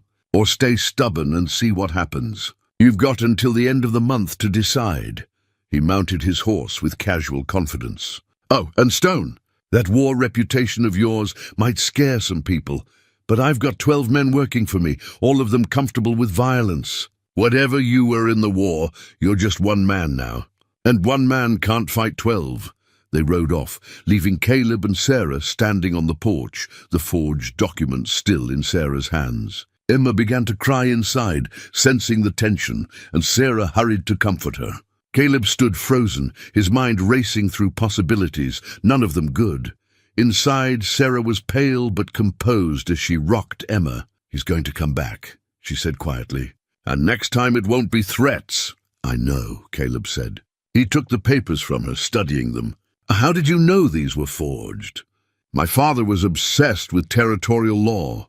He believed education was the key to survival out west. He made Margaret and I memorize dates, terminology, proper procedures." Sarah's voice was steady, but her hands shook slightly. "He used to say knowledge was the only weapon that couldn't be taken away. I think he'd be proud that it just saved our lives." Caleb looked at her, this woman who kept surprising him with her strength and intelligence, and felt something fierce and protective surge through him. "I won't let him hurt you or Emma. Whatever it takes, I'll keep you safe." "What are our options?" Sarah asked practically. Caleb moved to the fireplace, thinking. "We could run. Take what we can carry and head for the next territory. Start over somewhere Walsh's influence doesn't reach." "Is that what you want?" "No," Caleb admitted. "This is my home. I built this place with Mary, buried her and Grace here. I'm not running from it because some land speculator wants to make money off the railroad." "Then we fight," Sarah said simply. "Legally first. If these papers are forged, there must be a way to prove it, to report Walsh to the territorial authorities." Caleb shook his head. "The nearest territorial office is in Helena, 2 weeks' travel in good weather. In this cold with a baby, it's suicide. And even if we made it, Walsh would have months to do whatever he planned while we were gone." They sat in heavy silence, Emma finally settling down between them. The baby reached for Grace's wooden horse, clutching it to her chest, and something about the gesture made Caleb think of his daughter, of how he'd failed to protect her, of how he'd sworn never to fail anyone again. "There might be another way," Caleb said slowly. "When I came west after the war, I didn't come alone. There was a man I served with, Samuel Porter, best soldier I ever knew. He homesteaded about 20 miles south of here, in the next valley. If anyone could help us hold this place, it's Sam. Can you reach him?" Sarah asked. "The passes are dangerous in winter, but I know a route. I could make it in 2 days if I traveled light and fast." Caleb looked at her. "But that means leaving you and Emma here alone." Sarah's jaw tightened. "Then teach me everything you can before you go. How to defend this cabin, how to survive if Walsh comes back. I told you before, I'm not helpless, Caleb, and I won't be chased away from the first real home I've had since Thomas died." Over the next 3 days, Caleb became a different person, not the gentle trapper Sarah had come to know, but the soldier he'd been during the war. He taught her how to load and fire the rifle, how to brace it against the recoil, how to aim for center mass because accuracy mattered more than heroics. He showed her the hidden root cellar beneath the cabin floor, accessible through a concealed trapdoor, where she and Emma could hide if men came when he was gone. He taught her to recognize the sounds of danger, how many horses, how many men, whether they were trying to be stealthy or didn't care who heard them coming. He showed her every escape route from the cabin, every path through the mountain that could be used in emergency, made her memorize landmarks even in darkness. Sarah absorbed it all with grim determination, practicing with the rifle until her shoulder was bruised from the recoil, studying the terrain until she could navigate by starlight. Emma seemed to sense the change in atmosphere, becoming unusually quiet, watching her mother with solemn eyes. On the 3rd night, as Caleb prepared to leave at dawn, Sarah finished her quilt. The final stitches bound all the broken pieces together into something whole and beautiful, exactly as she'd envisioned. She wrapped it carefully and brought it to where Caleb was checking his supplies. "Take this," she said, "for Sam, as thanks for helping us. Tell him it was made by someone who understands that broken things can be mended." Caleb took the quilt, running his hands over the careful stitching. "Sarah, don't," she interrupted softly. "Don't say goodbye like you're not coming back. Just tell me you'll be careful and you'll bring help and we'll figure this out together." "I'll be careful," Caleb promised. He reached out and cupped her face with one rough hand, the same gesture she'd used on Christmas Eve. "And when I get back, we're going to settle this. Walsh thinks he can threaten what's mine and walk away. He's wrong. What's yours?" Sarah asked softly. "You," Caleb said simply. "And Emma, this cabin, this life we're building, all of it, mine to protect. And I don't care how many men he has. I was trained to fight against worse odds than 12-1. Sarah's eyes glistened with tears, but she blinked them back. "Then go. Bring Sam and hurry back because Emma and I will be waiting." Caleb left before dawn, moving fast through the frozen landscape. Sarah watched from the window until he disappeared into the tree line, then turned to face the empty cabin. Emma was still sleeping, peaceful and unaware. The rifle stood loaded by the door. The root cellar was stocked with supplies. And Sarah Bennett, who'd arrived at this cabin 3 months ago with nothing but a baby and a whispered question, steeled herself for whatever came next. She'd asked if she could work for bread, and Caleb had given her so much more: safety, partnership, the beginnings of love. Now it was her turn to protect what they'd built.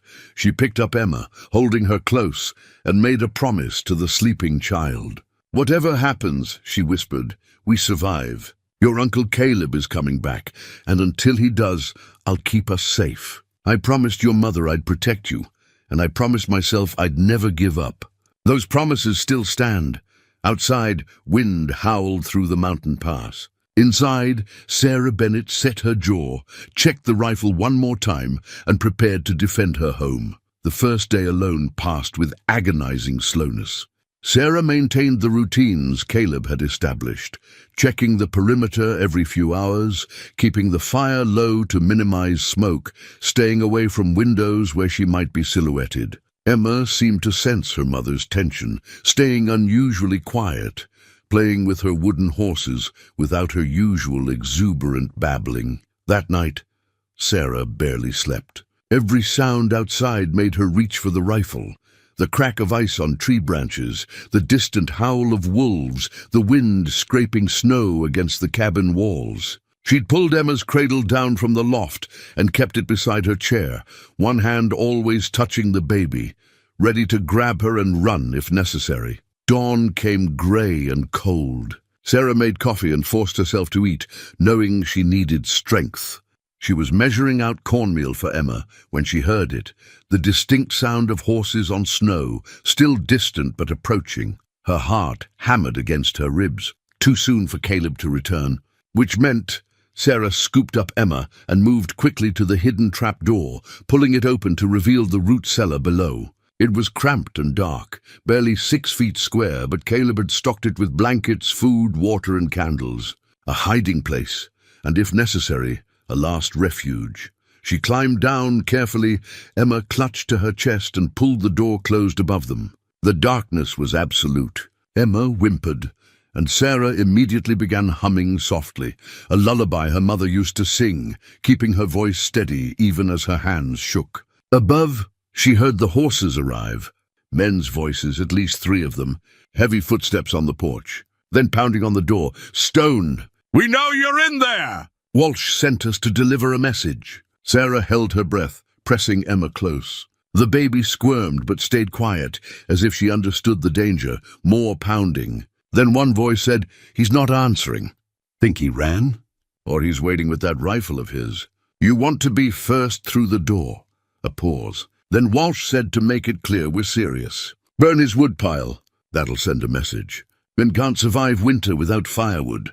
Sarah heard them moving around outside, heard the whoosh of flame catching. They were burning months of carefully prepared wood, her and Caleb's survival through the rest of winter. Rage joined her fear, but she stayed still, stayed silent. "That'll do it," one man said. "Let's go. Tell Walsh it's done." The horses departed.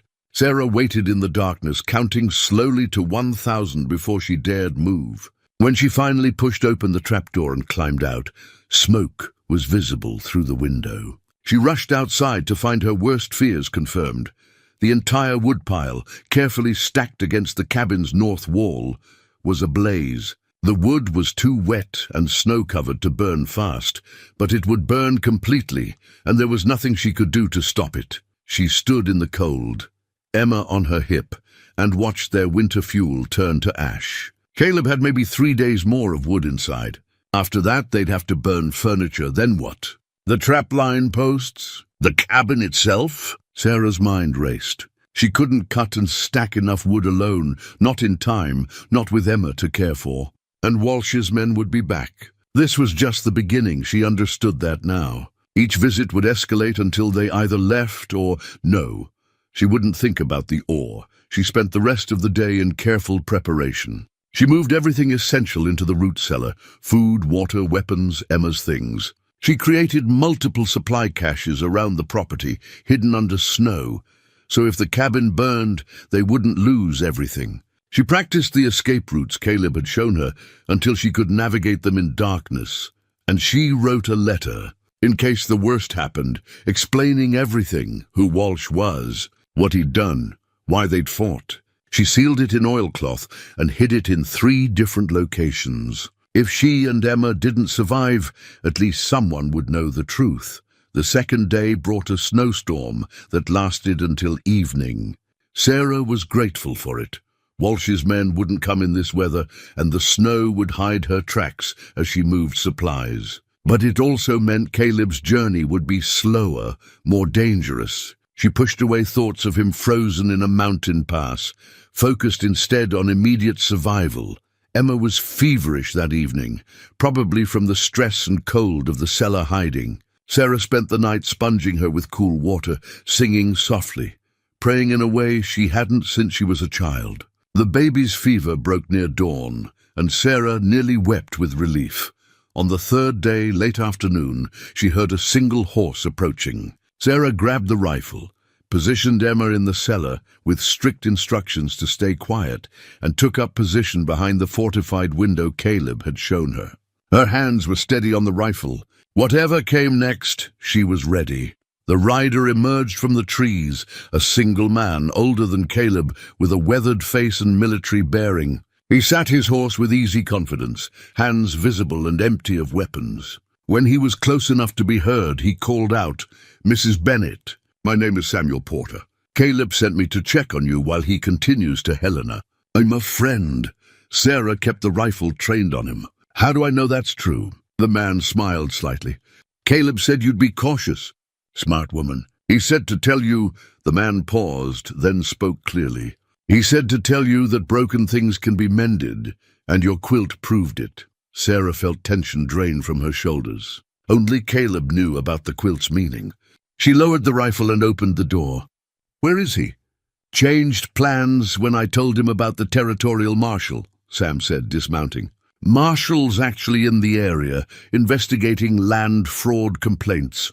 Caleb's riding to meet him. Bring him back here with legal authority to deal with Walsh. Asked me to stay with you until he returns." He looked at the burned woodpile, his expression hardening.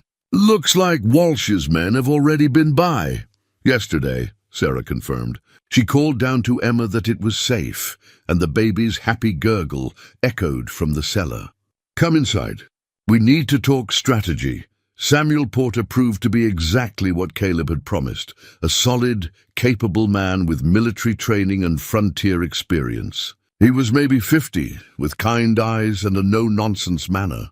As Sarah made coffee and explained what had happened, he listened carefully, asking pointed questions. "Walsh has 12 men, you said. That's a problem. Even with Caleb and me, that's bad odds." Sam accepted the coffee gratefully. "But if the marshal comes, that changes everything.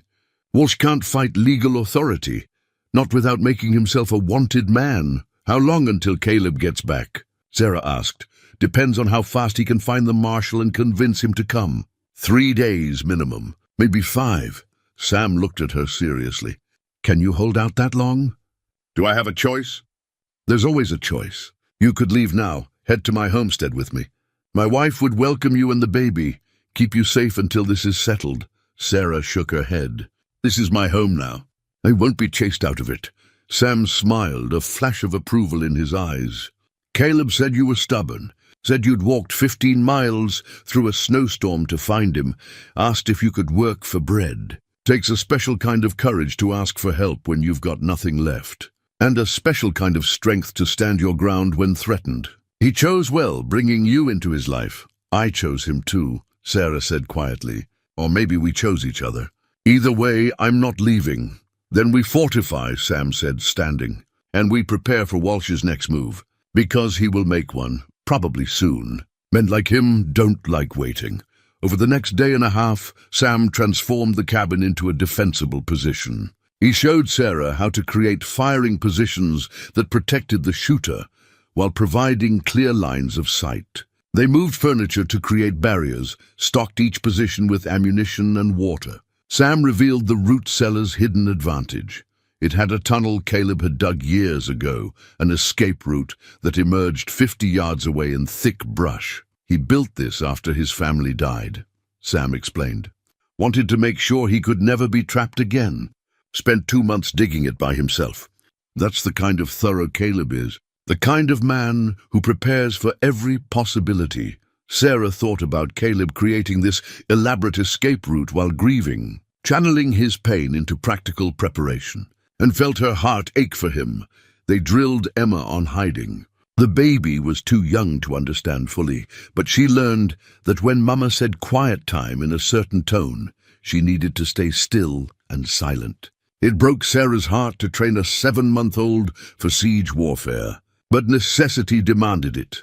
On the 4th evening after Caleb left, as Sarah was making supper and Sam was checking the perimeter, they heard horses again. Multiple riders this time, at least 6 from the sound.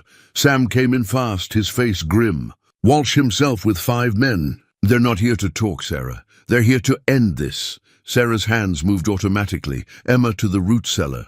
Rifle to her prepared position, all the drills they'd practiced suddenly desperately real. Sam took position at the other window, his own rifle ready. The riders stopped just beyond rifle range. Walsh sat his horse in the center, backlit by the setting sun, and even from a distance Sarah could read the determination in his posture. This was it, the confrontation they'd been dreading and preparing for. Walsh raised his voice to carry across the distance. "Stone, I know you're in there." "I'm done waiting. You've got 5 minutes to come out with the woman and baby, or we're coming in. And I promise you won't like how that ends." Sarah looked at Sam. The older man's face was set, calm despite the odds. "Can you shoot?" he asked quietly. "If I have to," Sarah replied, her voice steady even as her heart raced. "Good woman." Sam positioned himself, rifle resting on the windowsill. "Because we're about to find out just how stubborn 2 former soldiers and 1 determined mother can be." Outside, Walsh was counting down. 4 minutes. Sarah checked her rifle one more time, thought about Caleb somewhere out there fighting to save their home, thought about Emma hidden below waiting for her mama to keep her safe, thought about everything she'd survived to get to this moment, the death of her sister, the loss of her husband, the desperate winter journey that had brought her to Caleb's door. She'd asked if she could work for bread. She'd been given a home, a partnership, the beginnings of love. And she'd be damned if she let Walsh take it away. "Let them come," she said quietly, settling the rifle against her shoulder. "We're not surrendering." Sam smiled, fierce and proud.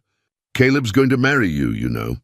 Man doesn't bring a woman this strong into his life and let her go. 3 minutes!" Walsh shouted. Sarah thought about that, about marrying Caleb, about Emma growing up safe and loved, about a future beyond simple survival, and used it to steady her hands.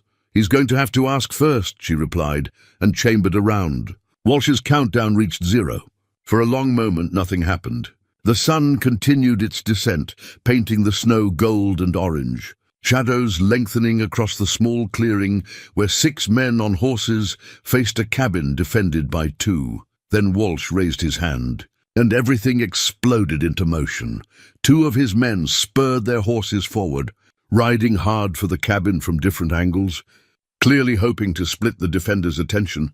Sam tracked one with his rifle, fired, the crack impossibly loud in the mountain silence, and the man went down, clutching his shoulder, horse bolting away. Sarah forced herself to breathe, to remember the training, to squeeze the trigger smoothly rather than jerk it. Her shot went wide, but close enough that the second rider veered off, seeking cover behind the burned woodpile. "Good," Sam said calmly, already reloading. You made him think twice. That's half the battle. Return fire came from the tree line. 3 men shooting from cover, their bullets thudding into the cabin walls, splintering wood but not penetrating the thick logs. Sam and Sarah kept their heads down, counted shots, waited for the pause that meant reloading. Now, Sam said, and they both rose, fired quickly at muzzle flashes in the trees, then dropped back to cover. Sarah had no idea if she'd hit anything, but Sam grunted with satisfaction. Got one in the leg. That's 2 down or wounded. Walsh was shouting orders, repositioning his men, trying to find an angle that would let them rush the cabin without exposing themselves to fire. Sarah realized with grim satisfaction that the defensive positions Sam had created were working. They could cover every approach while staying relatively protected themselves, but they couldn't hold forever. Walsh had more ammunition, more men, and patience. Eventually he'd find a weakness or simply wait until darkness gave his men advantage.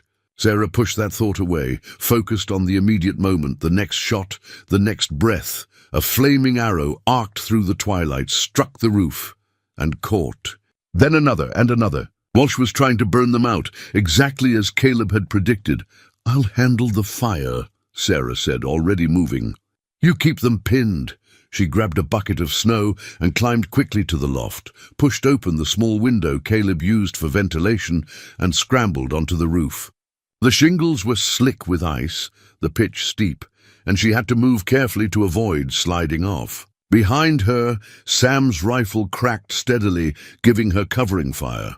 The arrows had caught in 3 places. Sarah doused 2 quickly, but the third had burrowed deeper into the wooden shingles, flames spreading despite the snow she threw on them. She tore off her shawl, Mary's shawl, she realized with a pang, and used it to smother the flames, beating at them until they died.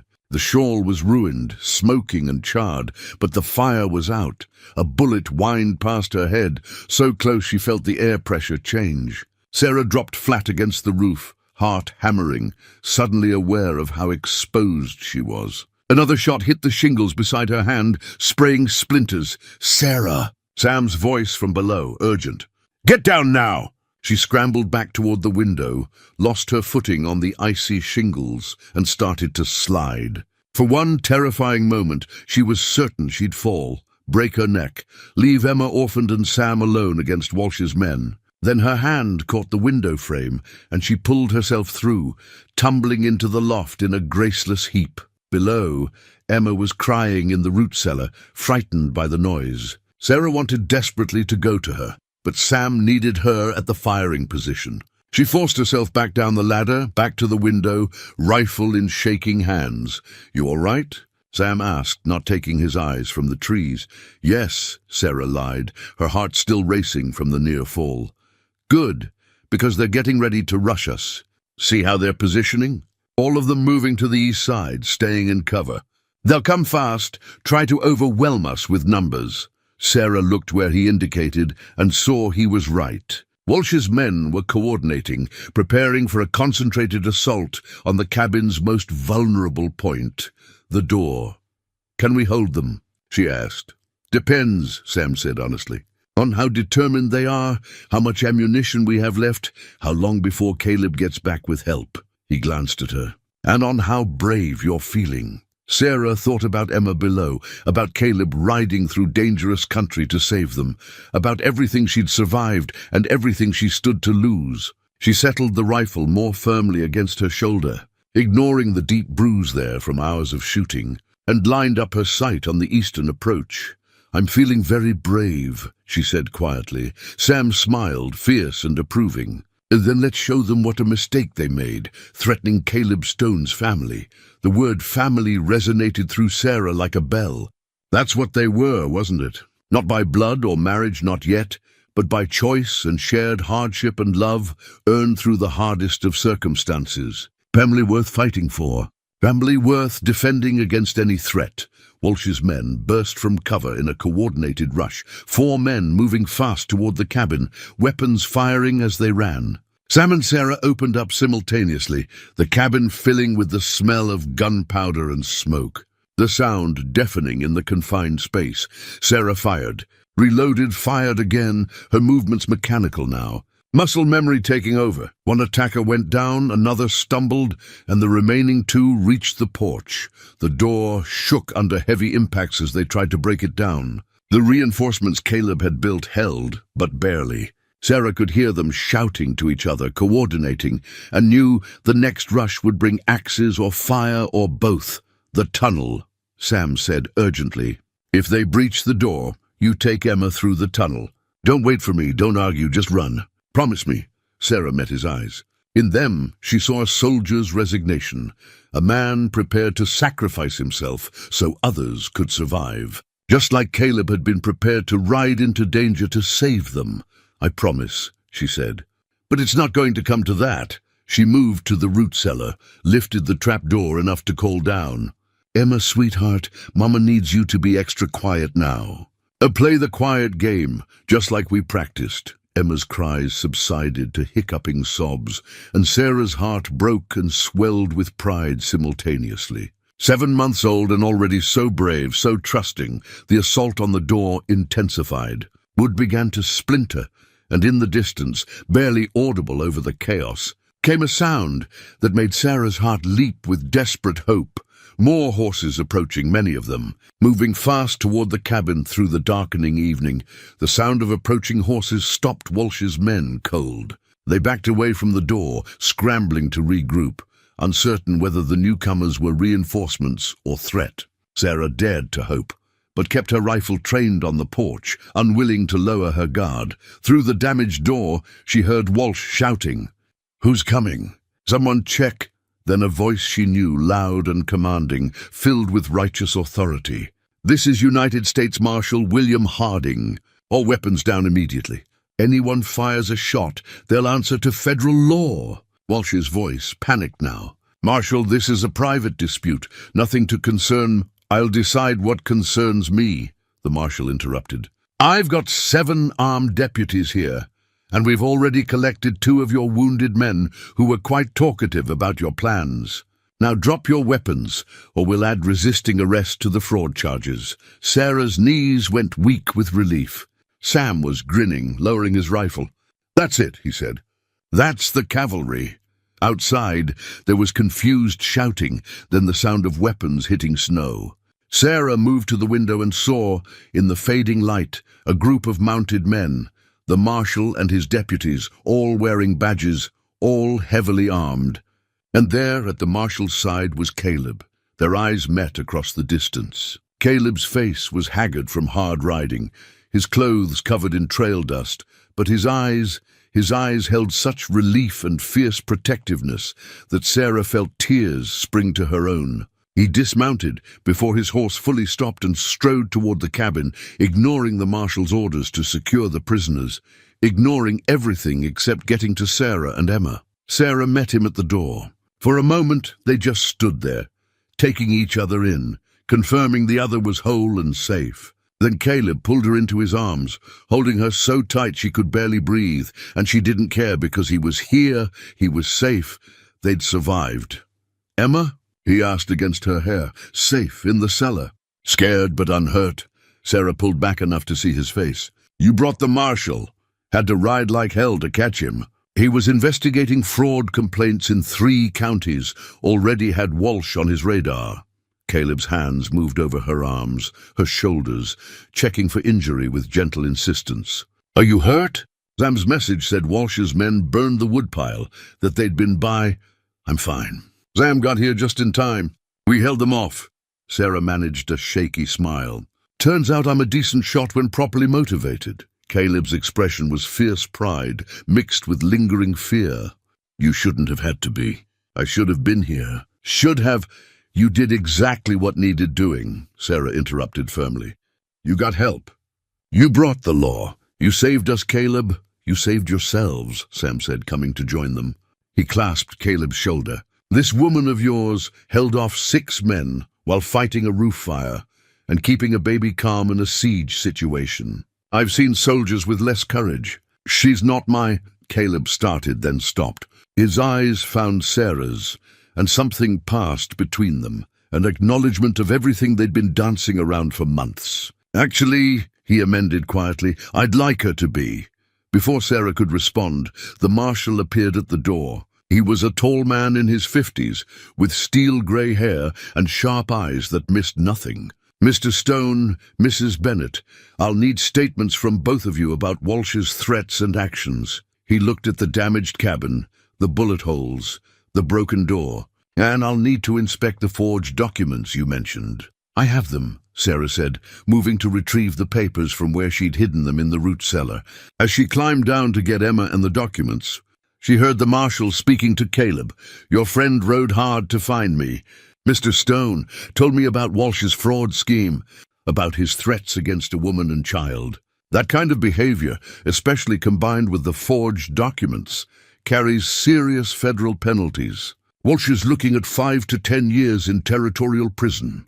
Sarah emerged with Emma in her arms, the baby looking around with wide, frightened eyes. The moment Emma saw Caleb, she reached for him, making urgent sounds, and Caleb took her immediately, cradling her against his chest with such tenderness that Sarah had to blink back tears. "Da," Emma said clearly, her first real word, and Caleb's eyes went bright with moisture. "That's right. Sweetheart," he murmured. "I'm here. You're safe now." The marshal's deputies were rounding up Walsh and his men, binding hands, confiscating weapons. Walsh himself looked diminished, his expensive coat torn, his confident facade shattered. As they led him past the cabin, he caught sight of Sarah standing in the doorway, Caleb beside her with Emma in his arms, and his face twisted with impotent rage. "This isn't over," he snarled. "I'll fight these charges. I'll come back." "No, you won't," the marshal said flatly. "You threatened a woman and child with violence, attempted arson, forged legal documents, and conspired to steal property through fraud. I've got 2 of your men ready to testify against you in exchange for reduced sentences. You're finished, Walsh, and when word gets out about what you tried to do here, you'll be finished in every territory west of the Mississippi." They led him away. Sarah watched him go and felt nothing but exhausted relief. It was over. Walsh was in custody. The cabin had survived. Emma was safe. Caleb was home. The marshal took their statements as night fell completely, his deputies making camp in the clearing, posting guards. Sarah told the whole story, from her arrival at Caleb's door to Walsh's threats to the siege earlier that evening. Caleb filled in his part, his ride to find Sam, his desperate search for the marshal, the hard push back through dangerous winter terrain, when the marshal finally left them alone, promising to return in the morning for more paperwork. Sarah, Caleb, Sam, and Emma sat together by the fire. The cabin was damaged, but standing. They were bruised, exhausted, but alive and together. Sam stood after a few minutes of companionable silence. "I'll bed down with the deputies tonight, give you folks some privacy. You've got things to discuss." He winked at Sarah. "Important things." After he left, Sarah busied herself with Emma, getting the baby ready for sleep, delaying the conversation she knew was coming. Emma was asleep within minutes, worn out from the day's fear and excitement. Sarah laid her gently in the cradle, smoothing her dark hair, checking one more time that she was breathing normally.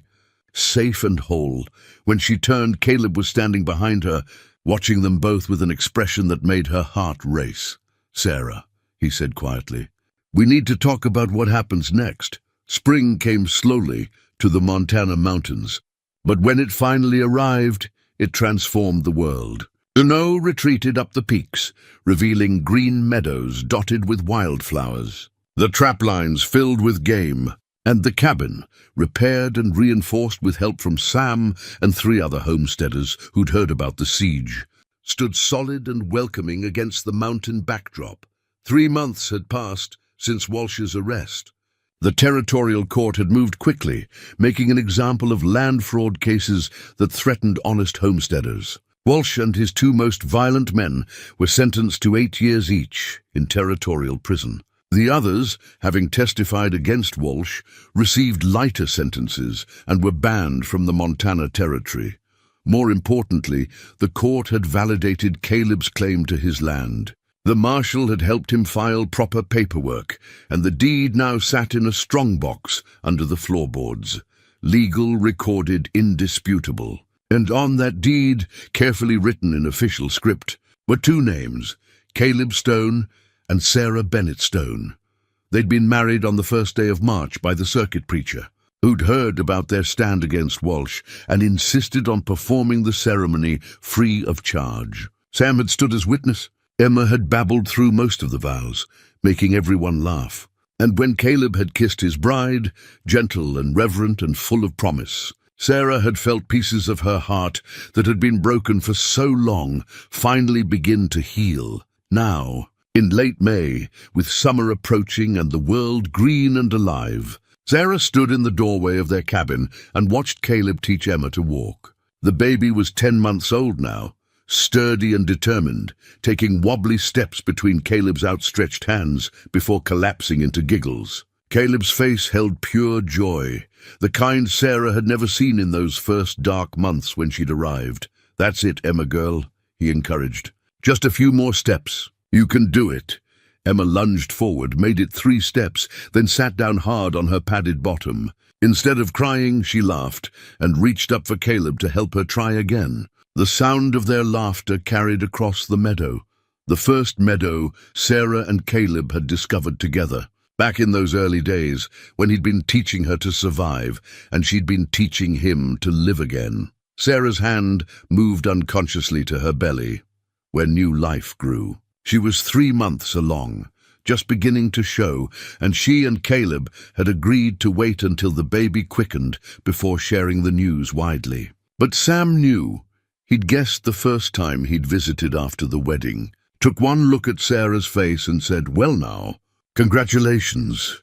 He'd promised to keep their secret until they were ready. The baby was due in late November, which meant she'd be heavy through the hot summer months, but would have time to recover before winter set in hard. Caleb was already planning expansions to the cabin, a larger loft, a separate sleeping room, space for a growing family. When she'd asked him if he was worried, if having another child might bring back painful memories of Grace, he'd pulled her close and said simply, "Every child is their own person, their own blessing. This baby won't replace Grace, but that doesn't mean I can't love them with my whole heart. I've learned something this past year, Sarah. Love doesn't divide. It multiplies." Sam had helped Caleb build a new woodshed to replace what Walsh's men had burned, this one even larger and stocked full for the coming winter. 2 other homesteaders from the valley had traded labor with Caleb, helping reinforce the cabin in exchange for his help with their own properties. A small community was forming, people who looked out for each other in this hard country. And Sarah felt the blessing of it every day. The circuit preacher had promised to return in September, and several families were planning to gather at Caleb and Sarah's cabin for a proper church service. Sarah was already planning, preparing food, looking forward to hosting and building connections with their neighbors. The isolation that had once been Caleb's armor was slowly giving way to community, and while he still valued his privacy, he no longer used it as a shield against the world. Emma finally made it all the way across the meadow to where Sarah stood, Caleb following close behind to catch her if she fell. When she reached the doorway, she grabbed Sarah's skirt and looked up with triumphant pride, babbling something that might have been mama or might have been pure joy at her accomplishment. "You did it." "Sweetheart," Sarah said, scooping her up and kissing her chubby cheeks. "Such a big girl." Caleb reached them, slightly out of breath, his face flushed with exertion and happiness. He pulled both Sarah and Emma into his arms, the 3 of them standing together in the doorway of the cabin they'd fought so hard to keep. "I was thinking," Caleb said, his chin resting on top of Sarah's head, "that we should plant a garden this year. Real vegetables, not just wild things we forage. Emma's going to need proper food as she grows, and with the baby coming." He paused, his hand moving to rest gently on Sarah's still flat belly. "We're going to need to feed a family." "A garden sounds perfect," Sarah agreed. She thought about the seeds she'd been saving, about turning the hard-won earth into something that would sustain them, about roots growing deep in this mountain soil just as their family was putting down roots. "We could plant near the south wall where it gets the most sun. I'll start clearing the ground tomorrow." Caleb said. Sam mentioned he's got potato seeds he could spare, and Mrs. Henderson, despite her initial disapproval, sent word through the marshal that she'd be willing to trade us some tomato and bean seeds. Sarah smiled at that. Mrs. Henderson had softened considerably after the trial, had even publicly defended Sarah's reputation when gossip had threatened to turn ugly. The storekeeper had admitted in a rare moment of vulnerability that she'd been wrong to judge Sarah's arrangement with Caleb, that she'd seen enough of frontier life to know survival sometimes required unconventional solutions. We should invite her for the September gathering, Sarah suggested. Make peace fully. You've got a generous heart, Caleb said, pressing a kiss to her temple. More generous than I deserve. You deserve everything good that comes to you, Sarah replied firmly. You gave me and Emma a home when we had nothing. You protected us, taught us, loved us. You deserve happiness, Caleb Stone, and I intend to spend the rest of my life making sure you have it. Emma squirmed to be put down, and Sarah set her carefully on the porch. The baby immediately toddled over to where Grace's wooden horse sat, now joined by the newer one Caleb had carved for Christmas, plus a carved rabbit and a small doll Sam's wife had sent. Emma picked up the original horse, the one that had belonged to Grace 5 years ago, and brought it to Caleb with solemn offering. Caleb took it, his eyes misting slightly as they always did when Emma chose that particular toy. Thank you, Emma girl. He turned the horse over in his hands, remembering, You know, Grace would have loved you. She always wanted a little sister. She's watching over us, Sarah said softly. Her and Margaret and Thomas and Mary, all of them watching, hoping we make good lives from the second chances we've been given. We will, Caleb promised. He looked at the cabin, at the meadow, at the mountains rising all around them. This is a good life, Sarah. A hard life sometimes, but good.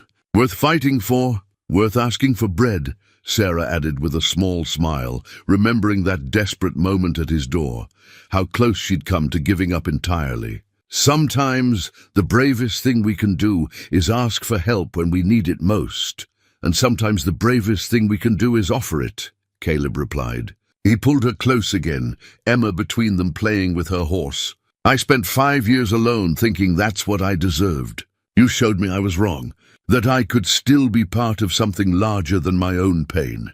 They stood together as the sun began its descent, painting the sky in shades of gold and pink. In the distance, smoke rose from Sam's homestead. Another family, another story of survival and perseverance. The mountains held them all, indifferent and eternal, witnessing lives lived fully despite hardship. Sarah thought about the journey that had brought her here, the losses, the desperation, the whispered question at a stranger's door. She thought about the man who'd been so damaged he'd believed himself beyond redemption, and how love had proven him wrong. She thought about the baby in her arms, and the baby growing in her womb, about the family they'd built from broken pieces, about the quilt she'd sewn that now warmed their marriage bed. Broken things could be mended. That's what she'd told Caleb with her quilt. And they'd proven it true day by day, choice by choice, until their mended pieces had become stronger than they'd ever been whole. Come inside, Sarah said, as the evening air grew cool. I'll make supper, and you can tell Emma the story about the bear you saw last summer. She's too young for that story, Caleb protested. But he was smiling. She's never too young for family stories, Sarah replied. That's how we pass on what matters, by telling the truth of how we survived, how we loved, how we became who we are. They went inside together, closing the door on the growing darkness, and the cabin filled with warmth and light and the sounds of family. Emma's laughter, Sarah's humming as she cooked, Caleb's deep voice spinning stories. Outside, the mountains stood eternal and indifferent, but inside, in a cabin that had once housed only grief and isolation, life bloomed again. And sometimes, late at night when Emma was sleeping and Sarah rested in his arms, Caleb would whisper thank you to the darkness. Thank you to whatever providence had brought Sarah to his door. Thank you for second chances. Thank you for the grace of being allowed to love again. Sarah would whisper back, no, thank you, and mean it with her whole heart, because sometimes the greatest gifts come disguised as desperate moments. Sometimes salvation arrives in the form of a whispered question from a stranger with nothing left to lose. Sometimes love finds you when you've given up looking for it, and sometimes, if you're very lucky, all it takes is the courage to ask, "May I work for bread?" and the wisdom to answer, "You may have so much more."